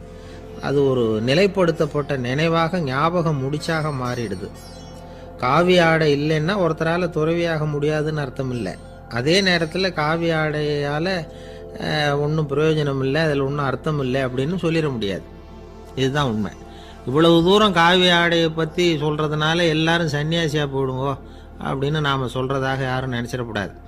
மனசுக்கும் நிறத்துக்கும் உள்ள சம்பந்தத்தை தெரிஞ்சுக்கிறதுக்காக தான் இவ்வளவு. நமக்கு தெரிஞ்ச நண்பர் ஒருத்தர் இருக்கிறார், ஆஃபீஸில் வேலை பார்க்குறவர். ஒவ்வொரு மாதமும் 20ஆம் தேதிக்கு பிறகு அவரை போய் பார்த்தீங்கன்னா காவி உடை அணிஞ்சிக்கிட்டு, கண்ணை மூடிக்கிட்டு, கை ரெண்டையும் விரித்து வச்சுக்கிட்டு தியானத்திலே உட்காந்துருப்பார். ஏன் இப்படி பண்ணுறீங்கன்னு கேட்டேன். அதாவது 20ஆம் தேதிக்கு பிறகு என் கையில் ஒரு பைசா கூட கிடையாது, ஒரு சன்னியாசி லெவலில் இருக்கிறேன், என்கிட்ட எதுவும் செலவுக்கு கேட்காத அப்படின்னு என் மனைவிக்கு நாசூக்காக உணர்த்துறதுக்காக அப்படி உட்காந்துருப்பேன் அப்படின்னு விளக்கம் கொடுக்குறார். என்னுடைய இதயம் ரொம்ப விசாலமானது சார் அப்படின்னார் ஒருத்தர். அப்படிங்களான்னு ரொம்ப மரியாதையா, ஆமாங்க டாக்டர் அப்படி தான் சொல்கிறார், கொஞ்சம் வீங்கி போய் பெருசாக இருக்குதான் அப்படின்னார். இப்பெல்லாம் நம்ம ஊரில் மாமியார் மருமகள் ஒருத்தர் நல்லா புரிஞ்சுக்கிட்டு நல்ல விதமாக தான் இருக்கிறாங்க பல இடத்துல. அதனால் நான் இப்போ சொல்ல போகிற கதையை கேட்டுவிட்டு இந்த காலத்தில் அவ்வளவு மோசமாக யார் சார் நடந்துக்கிறாங்க அப்படின்னு கேட்டு யாரும் சண்டைக்கு வரக்கூடாது. இன்னொரு உண்மையையும் சொல்லிவிடுறேன். அதாவது இந்த கதையை நமக்கு எழுதி அனுப்பி இருக்கிறதே கொஞ்ச நாளில் மருமகளாகவும் அதுக்கப்புறம் கொஞ்ச காலத்தில் மாமியாராகவும் ஆக போகிற ஒரு நேயர் தான். சரி, இந்த கதைக்கு வருவோம். அதாவது ஒரு சின்ன குடும்பம், அந்த வீட்டில் மாமியார் ஆட்சி, அவங்க வச்சது தான் சட்டம். பிள்ளையாண்டான் எப்படின்னா அம்மா சொல்கிறதையும் கேட்டுக்குவான், மனைவி சொல்கிறதையும் கேட்டுக்குவான், நமக்கு என்னத்துக்கு வம்புங்கிற டைப். மருமகள் பேரில் குறை கண்டுபிடிக்கிறதுலையே அந்த மாமியாருக்கு ஒரு சுவாரஸ்யம். சின்ன சின்ன விஷயத்துலலாம் குத்தம் கண்டுபிடிச்சிக்கிட்டே இருக்கிறாங்க. பொதுவாக எல்லாரும் எப்படின்னா ஏதாவது ஒரு காரணத்துக்காக சண்டை போட்டுக்கிட்டு இருப்பாங்க. அந்த அம்மா எப்படின்னா ஏதாவது ஒரு சண்டையை போடுறதுக்காக காரணத்தை தேடிக்கிட்டு இருப்பாங்க. அப்படி ஒரு மனசு. அந்த மருமக பொண்ணு பாவம் பயந்து பயந்து ஒவ்வொரு காரியமும் செஞ்சுக்கிட்டு வந்தது. இப்படியே பல வருஷம் ஓடி போட்டுது. அந்த மாமியாருக்கும் ரொம்ப வயசாகிட்டுது. இருந்தாலும் அந்த பழைய சுபாவம் மட்டும் மாறவே இல்லை. திடீர்னு ஒரு நாள் பக்கவாதம் வந்து அந்த அம்மாவுக்கு ஒரு பக்கம் கை கால் இழுத்துக்கிட்டுது, வாய் சுத்தமாக பேச முடியாமல் போயிட்டுது, சத்தம் மட்டும் வரும். ஒரு பக்கத்து கை காலை அசைக்க முடியும், பேசுறதெல்லாம் கையால் தான், அதாவது கை சைகையால். இப்படிப்பட்ட நிலைமையில கூட அந்த பொண்ணு தண்ணியோ பாலோ இவங்க எதிரில் கொண்டாந்து வச்சா அதை வேணும்னே தட்டி விட்டுட்டு ஒம்பு வளர்க்குறது. அதுக்கப்புறம் அந்த பொண்ணு தரையை சுத்தப்படுத்தும்ல, அதை பார்த்து ரசிக்கிறது. இருந்தாலும் அந்த பொண்ணு இதையெல்லாம் பெருசுப்படுத்தாமல் ரொம்ப பொறுமையாக தான் இருந்தது. ஒரு நாள் வீட்டில் வச்சுருந்த பாலை பூனை குடிச்சிட்டு போயிட்டுது. வயசான காலத்தில் இந்த அம்மா பால் இல்லாமல் கஷ்டப்படுவாங்களே அப்படின்னு நினச்சி பக்கத்து வீட்டில் போய் கொஞ்சம் பால் வாங்கிட்டு காய்ச்சி மாமியார் முன்னாடி கொண்டாந்து வச்சுது அந்த பொண்ணு. வழக்கம் போல் அந்த அம்மா பாலை தட்டி விட்டுட்டாங்க. இது அந்த மருமக பொண்ணு கவனிச்சுட்டுது. இவ்வளவு நாள் பொறுமையாக இருந்த இந்த மருமகளுக்கு இன்னைக்கு இதை பார்த்து தான் அசாத்திய கோபம் வந்துட்டுது. கதவுக்கு பக்கத்தில் சாத்தி வச்சுருந்த உலக்கையை எடுத்து மாமியார் தலையில் போட, அது குறி தவறி கழுத்தில் பட, அந்த அம்மா கழுத்தை பிடிச்சிக்கிட்டு ஊன்னு கத்த, இந்த பொண்ணு ஒன்றும் அலட்டிக்காமல் உலக்கையை எடுத்து மறுபடியும் கதவு பக்கம் சாத்தி வச்சுட்டு அது பாட்டுக்கு நடந்து போயிட்டுது. இருந்தாலும் மனசுக்குள்ளே லேசாக ஒரு பயம். கணவன் வீட்டுக்கு வந்ததும் என்ன விஷயம்னு கேட்டால் எப்படி சமாளிக்கிறது? அன்னைக்குன்னு பார்த்து ரொம்ப நேரம் கழித்து வீடு வந்து சேர்ந்தான் கணவன். உடனே அந்த அம்மா புகார் பண்ண ஆரம்பிச்சுட்டுது. பேச்சு தான் வராத, அதனால் ஒரு பக்கத்து கையால் சைகை காட்டுது. கதவுக்கு பக்கத்தில் இருந்த உலக்க பக்கமாக கையை நீட்டி காட்டி, அப்படியே அந்த கையை தன் கழுத்துக்கு பின்பக்கமாக சுற்றி காட்டி, நாக்கை வெளியில் நீட்டி நடந்த விஷயத்தை புரிய வைக்கிறதுக்கு முயற்சி பண்ணுது. இவனுக்கு ஒன்றும் புரியல, என்ன சொல்கிறாங்க அம்மா அப்படின்னு மனைவிகிட்ட கேட்குறான். அதுக்கு அந்த பொண்ணு ரொம்ப புத்திசாலித்தனமா, என்னங்க உங்கள் அம்மா சொல்கிறது உங்களுக்கு இன்னும் புரியலையா? அவங்க உங்களை பார்த்து என்ன சொல்கிறாங்கன்னா, ஏண்டா உலக்க மாதிரி நிற்கிற, சாக போகிற எனக்கு சங்கிலி எதுக்கு, என் கழுத்தில் கிடக்கிற இந்த சங்கிலியை கழட்டி என் மருமக கழுத்தில் போடுறா அப்படின்னு சொல்கிறாங்க அப்படின்னு தான். ஓ அப்படியா விஷயம்னு சொல்லி அம்மா கழுத்தில் இருந்த சங்கிலியை எடுத்து மனைவி கழுத்தில் போட்டுட்டு, அம்மா உன் விருப்பப்படியே போட்டாச்சு, இனிமேலாவது நிம்மதியாக படுத்து தூங்கு அப்படின்னு சொல்லிவிட்டு உள்ளே போயிட்டான். பார்த்தீங்களா கதையை? அதனால தான் மாமியார்கள் சைகை காட்டுறதுன்னா கூட இனிமேல் ஜாக்கிரதையாக இருக்கணும். ஆஃபீஸில் வேலை பார்க்குற ஒருத்தர் வந்தார். பேசாமல் ஒரு 10 நாள் லீவு போட்டுடலாமா பார்க்குறேன் அப்படின்னார். ஏன்னு கேட்டோம். என்னுடைய மேலதிகாரி ஒரு முசுடு சார், அவர்கிட்ட வேலை பார்க்குறது ரொம்ப கஷ்டமாக இருக்குது அப்படின்னார். ஆஃபீஸில் வேலை பார்க்குறவங்கெல்லாம் ஒரு விஷயத்தை நல்லா ஞாபகத்தில் வச்சுக்கணும். மேலதிகாரிங்கிறவர் ஒரு பெரிய மகான் இல்லை, அவரும் ஒரு மானிட பிறவி தான். சராசரி மனுஷனுக்குள்ள பலம் பலவீனம் ரெண்டும் அவருக்கும் உண்டு. அதனால் அவரை கொஞ்சம் அனுசரித்து போகிறதுக்கு பழகிறது தான் நல்லது. மேலதிகாரிகளில் பல வகை உண்டு, அதில் முக்கியமாக 3 வகை.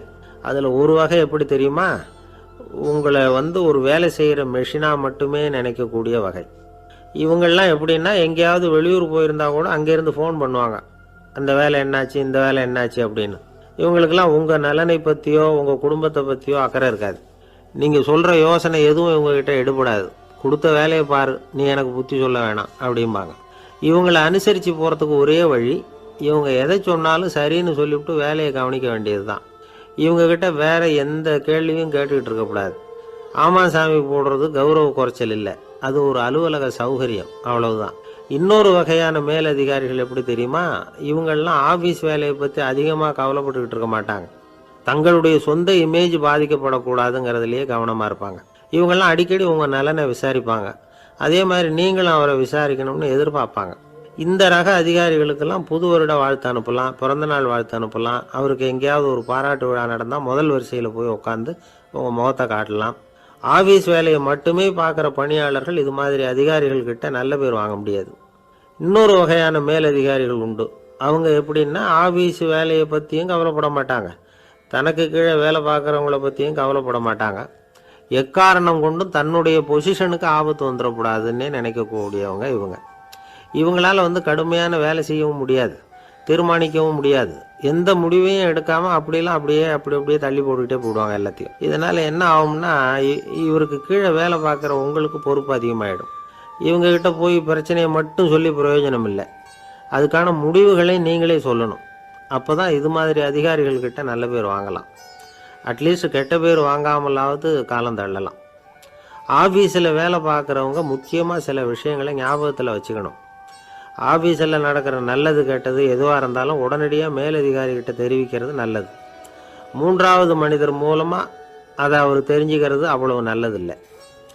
எந்த மேல் அதிகாரியுமே தான் இந்த சர்பாஸ் செய்யப்படுறத விரும்புறதில்லை. அதனால் அவருக்கு தெரியாமல் மேலிடத்துக்கு மணி எழுதி போடக்கூடாது. அப்படி எழுதி போடுறவங்க சில பேர் இருக்கிறாங்க. நீங்களும் உங்கள் மேலதிகாரியும் தொழில் ரீதியாக ஒரே படிப்பு படித்தவராக இருக்கலாம். அப்படி இருந்ததுன்னா அட்ஜஸ்ட் பண்ணி போகிறது கொஞ்சம் கஷ்டம்தான். இதை மனசில் வச்சுக்கிட்டு நடந்துக்கணும்.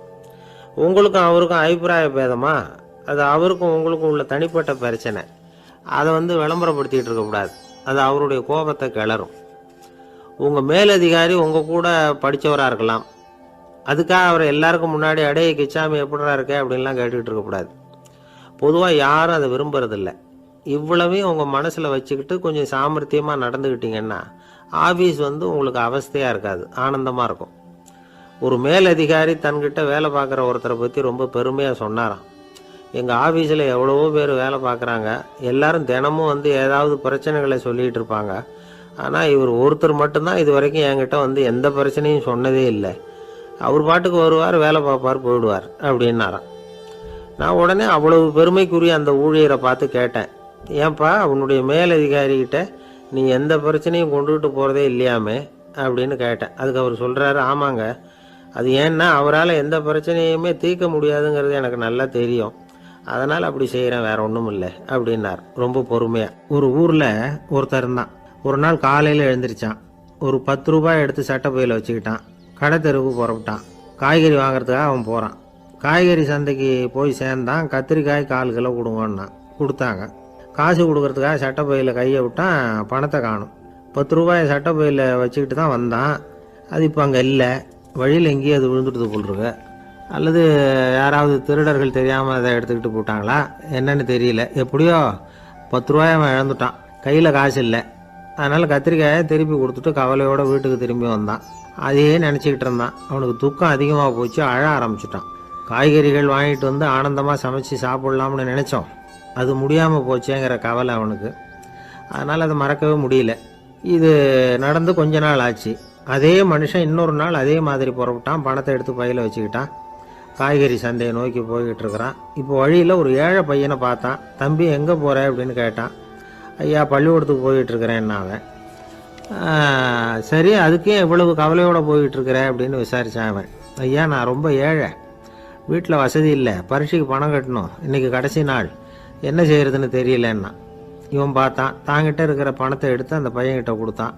இதை வச்சுக்கோ, உடனே பணத்தை கட்டு, நல்லா படி, பரீட்சை எழுது அப்படின்னு சொல்லிவிட்டு திரும்பி வந்துட்டான். வெறுங்கையோடு திரும்பி வந்தோம். வீட்டில் கேட்குறாங்க, எங்கே காய்கறின்னு வழக்கம் போல் கேட்டாங்க. இவன் நடந்ததை சொன்னான். இப்போ வீட்டில் இருந்தவங்க அவங்ககிட்ட ஒரு கேள்வி கேட்டாங்க, ஏங்க இதே மாதிரி முன்னாடி ஒரு தடவை காய்கறி வாங்க போய் வெறுங்கையோடு திரும்பி வந்தீங்க, இப்போவும் வெறுங்கையோடு தான் திரும்பி வந்திருக்கிறீங்க, ஆனால் முன்னாடி வந்தப்போ வருத்தமாக இருந்தீங்க, இப்போ உங்கள் முகத்தில் வருத்தம் தெரியலையே அப்படின்னு கேட்டிருக்கிறான். அதாவது வீட்டில் இருக்கிறவங்க கேட்டாங்களாம். இப்போ அந்த மனுஷன் யோசிக்க ஆரம்பித்தானான், இந்த 2 நிகழ்வுகளுக்கு என்ன வித்தியாசம்? போன தடவை அவன் பணத்தை இழந்தான், இந்த தடவை அவன் பணத்தை இழந்திருக்கிறான். போன தடவை யாரோ திருடிட்டு போயிட்டாங்க, இந்த தடவை அவனாவே ஒரு பையன் பேரில் இறக்கப்பட்டு எடுத்து கொடுத்துருக்குறான். அன்னைக்கு பணம் போயிட்டுதேன்னு வருத்தமாக இருந்தது, இன்றைக்கி பணம் போனாலும் மனசுக்கு மகிழ்ச்சியாக இருக்குது, நிறைவாக இருக்குது. கொஞ்சம் யோசிச்சு பாருங்கள். பணத்தை இழந்தது மகிழ்ச்சிக்கோ வருத்தத்துக்கோ காரணமாக இருக்க முடியாது. அப்படின்னா வேற எது காரணம்? அன்றைக்கு பணத்தை இழந்துட்டேன்னு அழுதான், இன்றைக்கு பணத்தை இழந்தாலும் மகிழ்ச்சியாக இருக்கிறான். ஆகவே மகிழ்ச்சிக்கும் துக்கத்துக்கும் இழப்பு காரணம் அல்ல, இழப்பு பற்றிய நம்முடைய அறிவு தான் காரணம் அப்படிங்கிறது பெரியவர்களுடைய கருத்து. எந்த பொருளும் நமக்கு கவலையை உண்டு பண்ணுறதில்ல, அந்த பொருள் பேரில் நாம் வைக்கிற பற்று தான் கவலையை உண்டு பண்ணுது. பொருள்கள் நம்ம விட்டுட்டு போயிட்டா நாம் அழுதுகிட்டு இருக்கிறோம், நாமே அதுகளை விட்டுட்டு வந்துட்டா மகிழ்ச்சியாக இருக்கிறோம். இந்த உண்மையை புரிஞ்சுக்கிட்டு நம்முடைய வாழ்க்கையை நல்ல விதமாக அமைச்சுக்கணும். ஒரு ஆள் அழுதுகிட்டு இருந்தான். ஏன்டா அழுகுறேன்னு கேட்குறார் ஒருத்தர். இழக்கிறதுக்கு எதுவும் இல்லை, அதனால் அழறேன்னா. என்னடா சொல்கிறேன்னார். கிட்ட வாங்க சொல்கிறேன்னா. இந்த மணி பர்ஸை வேற ஒருத்தன் பாக்கெட்லேருந்து திருடினேன், அப்புறம் தான் புரிஞ்சுது அவங்ககிட்ட இழக்கிறதுக்கு எதுவும் இல்லைங்கிறது. ஆமாங்க, இது காலி பர்ஸு, அதனால் இப்போ அழுதுகிட்டு இருக்கிறேன், திருடியும் பிரயோஜனம் இல்லை அப்படின்னு சொல்லிவிட்டு அழுதானா. ஒரு கோவிலில் ஆன்மீக சொற்பொழிவு நடந்துக்கிட்டு இருக்குது. ஒரு பெரியவர் பேசிக்கிட்டு இருக்கார். கடவுளை பற்றியும் சொர்க்கத்தை பற்றியும் மனுஷனை பற்றியும் அவர் விவரமாக பேசுகிறார். எல்லாரும் உட்காந்து கேட்குறாங்க. அந்த கூட்டத்தில் ஒரு தத்துவ ஞானியும் உட்காந்துருக்கிறார். அவர் அவருடைய நண்பர். பேசி முடித்ததும் அந்த பெரியவர் மேடையை விட்டு இறங்கினார். நேராக அந்த தத்துவ ஞானிகிட்ட வந்தார். எப்படி இருந்தது என்னுடைய பேச்சு அப்படின்னு கேட்டார். நீங்கள் பேசினது ஒன்றுக்கு ஒன்று முரண்பாடாக தெரிஞ்சுது அப்படின்னாராம் இவர். நான் என்ன அப்படி தப்பாக பேசிவிட்டேன் அப்படின்னாராம் அவர். கடவுளை நம்புகிறவன் சொர்க்கத்துக்கு போவான்னு சொன்னீங்க, அப்புறம் நல்ல விதமாக வாழுறவன் சொர்க்கத்துக்கு போவான்னு சொன்னீங்க அப்படின்னாராம். இதில் என்ன முரண்பாடுன்னு கேட்டிருக்காரு அவர். இதில் தான் முரண்பாடு தெரியுது எனக்கு. அதாவது இங்கே ஒருத்தன் எல்லா தப்பும் பண்ணிகிட்டு இருக்கிறான், அவன் கடவுளை நம்பினான்னா அவன் சொர்க்கத்துக்கு போவானா? இது என்னுடைய முதல் கேள்வி. இல்லைன்னா ஒருத்தன் எந்த தப்பும் பண்ணல, ரொம்ப ஒழுங்காக வாழ்ந்துக்கிட்டு இருக்கிறான், ஆனால் அவன் கடவுளை நம்பலை, அவன் என்ன நரகத்துக்கு தான் போவானா? கடவுள் நம்பிக்கை உள்ள ஒரு திருடன் என்ன ஆவான், எங்கே போவான்? கடவுள் நம்பிக்கையே இல்லாத ஒரு நல்லவன் என்ன ஆவான், எங்கே போவான்? ஒருத்தன் இங்கே கடவுள் நம்பிக்கையோடு வாழறது முக்கியமா அல்லது நல்லவனா வாழறது முக்கியமா? இதுதான் இவர் கேட்ட கேள்வி. இதை கேட்டதும் அந்த பெரியவர் குழம்பி போயிட்டார். அவர் சொன்னது நியாயம்தானே. கடவுளை நம்புறவன் தான் சொர்க்கத்துக்கு போவான்னா பேசாமல் கடவுளை நம்பிக்கிட்டு இந்த உலகத்தில் எல்லா தப்பும் பண்ணிக்கிட்டு இருக்கலாமே. பேச்சாளர் குழப்பத்தோடு வீட்டுக்கு போனார். படுத்து தூங்கினார். ஒரு கனவு வந்தது. கனவில் அவர் ஒரு ரயிலில் வேகமாக போயிட்டுருக்கிறார். எதிரில் உட்காந்துருக்கிறவரை பார்த்து நாம் இப்போ எங்கே போகிறோம்னு கேட்டார். சொர்க்கத்துக்கு போயிட்டுருக்குறோம் அப்படின்னாங்களாம். ரயில் போய் நின்றுது. இவர் இறங்கினார். இங்கே கௌதம புத்தர் இருப்பார், சாக்ரட்டிஸ் இருப்பார், அவங்கள பார்க்குறதுக்கு ஒரு நல்ல வாய்ப்பு அப்படின்னு நினச்சிக்கிட்டே அங்கேயும் இங்கேயும் பார்த்தார். அங்கே யாருமே இல்லை. ஒரே பாலைவனம் மாதிரி இருக்குது. பச்சை இல்லை, பசுமை இல்லை, பூக்கள் இல்லை, மரம்லாம் மொட்டையாக நிற்கிது. எலும்பும் தோலுமா சில முனிவர்கள் அங்கேயும் இங்கேயுமா உட்காந்துருக்குறாங்க. இவர் அவங்கக்கிட்ட போய் இந்த புத்தர், சாக்ரட்டிஸ் இவங்கெல்லாம் எங்கே இருக்கிறாங்கன்னு கேட்டாராம். அப்படி யாரும் இங்கே இல்லையே, அவங்கெல்லாம் யார் அப்படின்னு திருப்பி கேட்டிருக்கிறாங்க. இவருக்கு அதிர்ச்சியாக போச்சு. அப்படின்னா அவங்க எங்கே போயிருப்பாங்க? உடனே ரயில் நிலையத்துக்கு ஓடி வந்தார். அப்போ தான் நரகத்துக்கு ஒரு ரயில் புறப்பட்டுக்கிட்டு இருந்தது. அங்கேருந்து அதில் ஏறி உட்காந்தார். ரயில் வேகமாக போச்சு. நரகம் நெருங்க நெருங்க காற்று குளிர்ச்சியாக வீச ஆரம்பிச்சுதான். வெளியில் பசுமையாக இருந்துதான். அழகான மலர்கள், அழகான நீர்நிலைகள், நந்தவனங்கள், ரொம்ப அருமையாக இருக்குது. ரொம்ப அங்கே இருந்தவங்கெல்லாம் ரொம்ப மகிழ்ச்சியாக உல்லாசமாக வேறு இருந்திருக்கிறாங்க. எங்கே பார்த்தாலும் ஆடல் பாடல் உற்சாகம். இவர் ரயிலை விட்டு இறங்கினார். அவருக்கு சந்தேகம், இதுவா நரகம் அப்படின்னு விசாரிச்சிருக்கார். ஆமாம், இதுதான் நரகம்னாங்களாம். எனக்கு ஒரு சந்தேகம் இருக்கார். என்னன்னு கேட்டிருக்காங்க. கௌதம புத்தரும் சாக்ரட்டிஸும் லாவோஸும் இவங்க மாதிரி இன்னும் பல பேரும் கடவுள் நம்பிக்கை இல்லாதவங்க, அவங்கெல்லாம் இங்கே இருக்கிறாங்களா அப்படிங்கிறது தான் என்னுடைய சந்தேகம் அப்படின்னாராம். இப்போ அவங்க சொல்லியிருக்கிறாங்க, இப்போ நீங்கள் பார்க்குறீங்களே பசுமையும் பச்சை பயிர்களும் ஆடல் பாடல்களும் அழகிய மலர்களும், இது எல்லாமே கௌதம புத்தரும் சாக்ரட்டிஸும் அது மாதிரி மகான்களும் இங்கே வர ஆரம்பித்த பிறகு தான் உண்டாக ஆரம்பிச்சுது. இந்த பிரதேசத்தை அவங்க அப்படியே மாற்றிவிட்டாங்க. இப்போலாம் இங்கே இருக்கிறவங்க யாரும் சொர்க்கத்துக்கு போகிறதுக்கே ஆசைப்படுறதில்ல அப்படின்னாங்களாம். இந்த அதிர்ச்சியிலேயே அந்த பெரியவர் கனவு கலைஞ்சி முழிச்சுக்கிட்டார். இதில் இருக்கிற கருத்து என்னன்னா, நல்லவர்கள் எங்கே இருக்கிறாங்களோ அந்த இடத்துக்கு பேர் தான் சொர்க்கம். சொர்க்கம் நரகம்ங்கிறதெல்லாம் ஆன்மீக பண்புகள், அவ்வளவுதான். ஒரு பெரிய காடு, அந்த காட்டுக்கு மத்தியில் ஒரு ஆசிரமம்.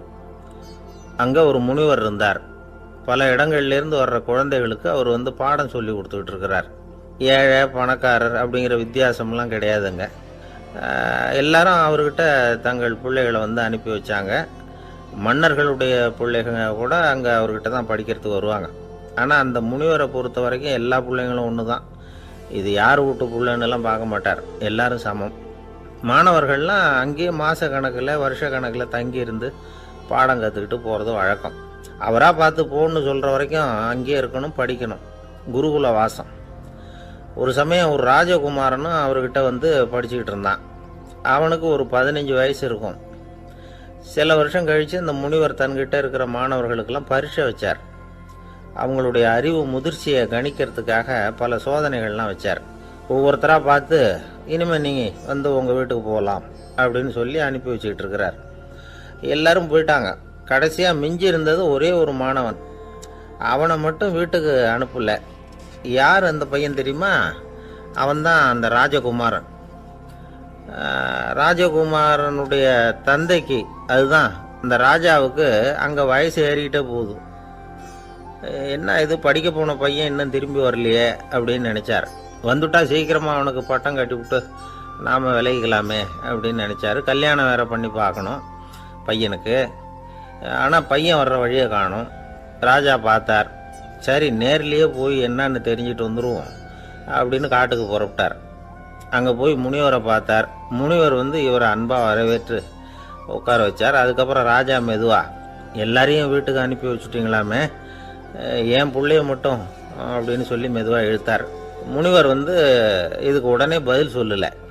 ராஜாவை கூப்பிட்டுட்டு போய் விருந்தினர் குடிசையில் தங்க வச்சார். அதுக்கப்புறம் சொன்னார், உங்கள் மகன் எல்லா பாடங்கள்லேயும் முதல் இடம் வாங்கியிருக்கான். இப்படி முதலாவதாக வர்ற மாணவனுக்கு நாங்கள் இன்னொரு தேர்வு வைக்கிறது வழக்கம். அதுலேயும் அவன் முதலாவதாக வந்துட்டான்னா அவன் ஒரு பெரிய வித்வான் அப்படிங்கிற கௌரவத்தை அடைஞ்சிருவான் அப்படின்னார். அதாவது முனிவர் அப்படி சொல்கிறார். அப்படி சொல்லிவிட்டு போயிட்டார். அவர் ராஜா அங்கேயே தங்கிட்டார். ராத்திரி படுத்து தூங்கினார். காலையில் எழுந்திரிச்சு அந்த குடிசைக்கு வெளியில் வந்தார் பல்லு விளக்கிறதுக்காக. அந்த சமயத்தில் தூரத்தில் ஒருத்தன் ஒரு கையில் கோடாலியை வச்சுக்கிட்டு தலையில் ஒரு பெரிய விறகு கட்டை சுமந்துக்கிட்டு வந்துக்கிட்டு இருக்கிறது மாதிரி தெரிஞ்சுது. யாராவது விறகு வெட்டியாக இருக்கும் அப்படின்னு நினச்சார் ராஜா. கிட்ட வந்ததும் உத்து பார்க்குறாரு. பார்த்தா அது தன்னோட புள்ள. திகைச்சு போயிட்டார். என்ன இது, ஒரு ராஜகுமாரனை கூட இது மாதிரி வேலையெல்லாம் செய்ய சொல்கிறாங்களே அப்படின்னு நினச்சார். ராஜகுமாரன் விறகு கட்டை கொண்டுகிட்டு போய் கொல்லை பக்கம் வச்சான். அந்த சமயம் முனிவர் அங்கே வந்தார். என்ன மகனே, விறகு வெட்டிட்டு வந்துட்டியா? சரி, இப்போ ஒரு துடைப்பத்தை எடுத்துக்கோ, விருந்தினர் குடிசையின் வாசல் பக்கத்தை கூட்டி பெருக்கி சுத்தம் பண்ணு போ அப்படின்னார். அப்படியே செய்கிறேன் குருவே அப்படின்னு சொல்லிவிட்டு போனான். சுத்தம் பண்ண ஆரம்பிச்சிட்டான். ராஜா பார்த்தார் இதை. உடனே ஓடியாந்தார். மகனே, என்ன காரியம் பண்ணுற? துடப்பத்தை கீழே போடுனார். இப்போ அந்த ராஜகுமாரன் சொல்கிறான், தந்தையே, இது என்னுடைய குருதேவரோட உத்தரவு. இங்கே நான் ஒரு மாணவன். இங்கே அரசனும் ஒன்று தான், ஆண்டியும் ஒன்று தான். குருதேவர் சொல்கிறத மறுக்காமல் செய்கிறது தான் எங்கள் கடமை அப்படின்னா. இந்த சமயம் முனிவர் அங்கே வந்தார். இவனை முதுகில் தட்டி கொடுத்தார். அப்புறம் ராஜா கிட்ட சொன்னார், அரசே, உங்கள் புள்ள எங்கள் கடைசி தேர்வுலையும் வெற்றி பெற்றுட்டான். பணிவு தான் மாணவர்களின் மிக உயர்ந்த குணம்.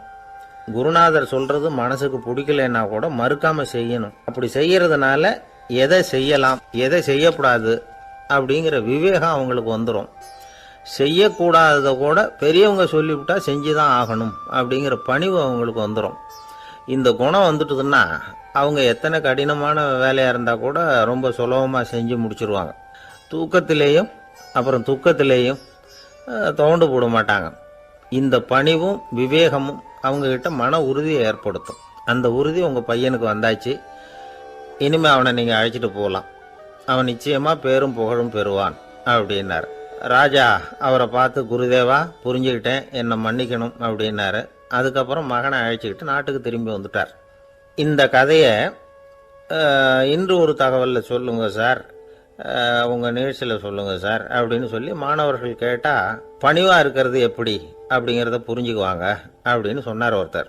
சரி, சொல்லுவோம். அதுக்கு முன்னாடி நேர்லேயே ஒரு பையன்கிட்ட சொல்லி பார்க்கலாமே அப்படின்னு தோணுச்சு. உடனே ஒரு பையனை கூப்பிட்டோம். ஏன்பா, உங்கள் வாத்தியார் உனக்கு இது மாதிரி ஒரு பரீட்சை வச்சா என்ன பண்ணுவேன் அப்படின்னு கேட்டோம். நானும் அப்படி தான் சார் நடந்துக்குவேன். விறகு வெட்டுவேன், தொடப்பத்தினால கூட்டி சுத்தம் பண்ணுவேன், உடனே செஞ்சு முடிச்சிருவேன் சார் அப்படின்னா. பலே பரவாயில்லையே அப்படின்னோம்.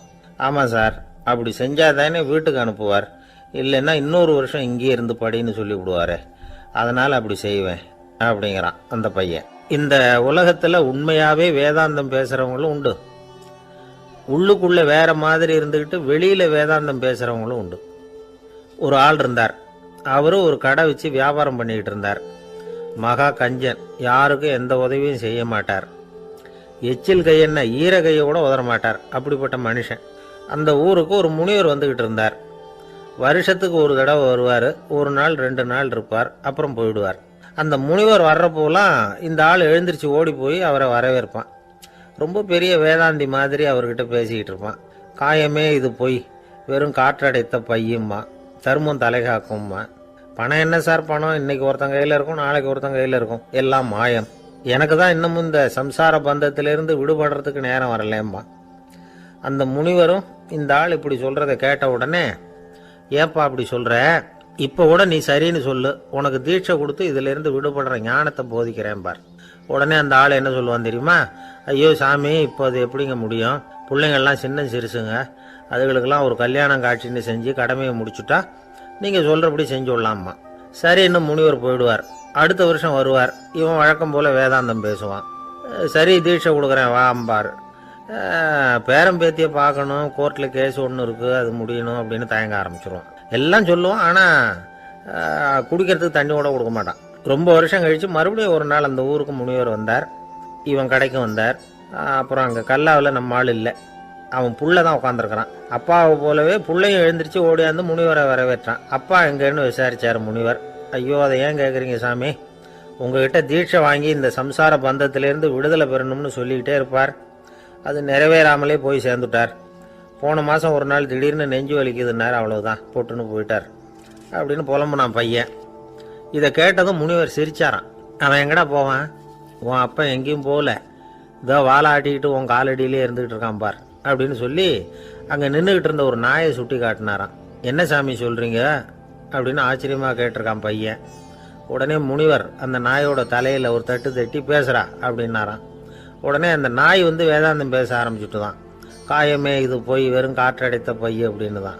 முனிவர் சொன்னார், அடே இப்போவும் ஒன்றும் கெட்டு போகல, நீ விரும்புனா சொல்லு, உனக்கு தீட்சை கொடுத்து என் பின்னாடியே அழைச்சிட்டு போயிடுறேன், அங்கே அழைச்சிட்டு போய் உனக்கு ஞானத்தை போதிக்கிறேன், வர்றியா அப்படின்னு கேட்டிருக்காரு.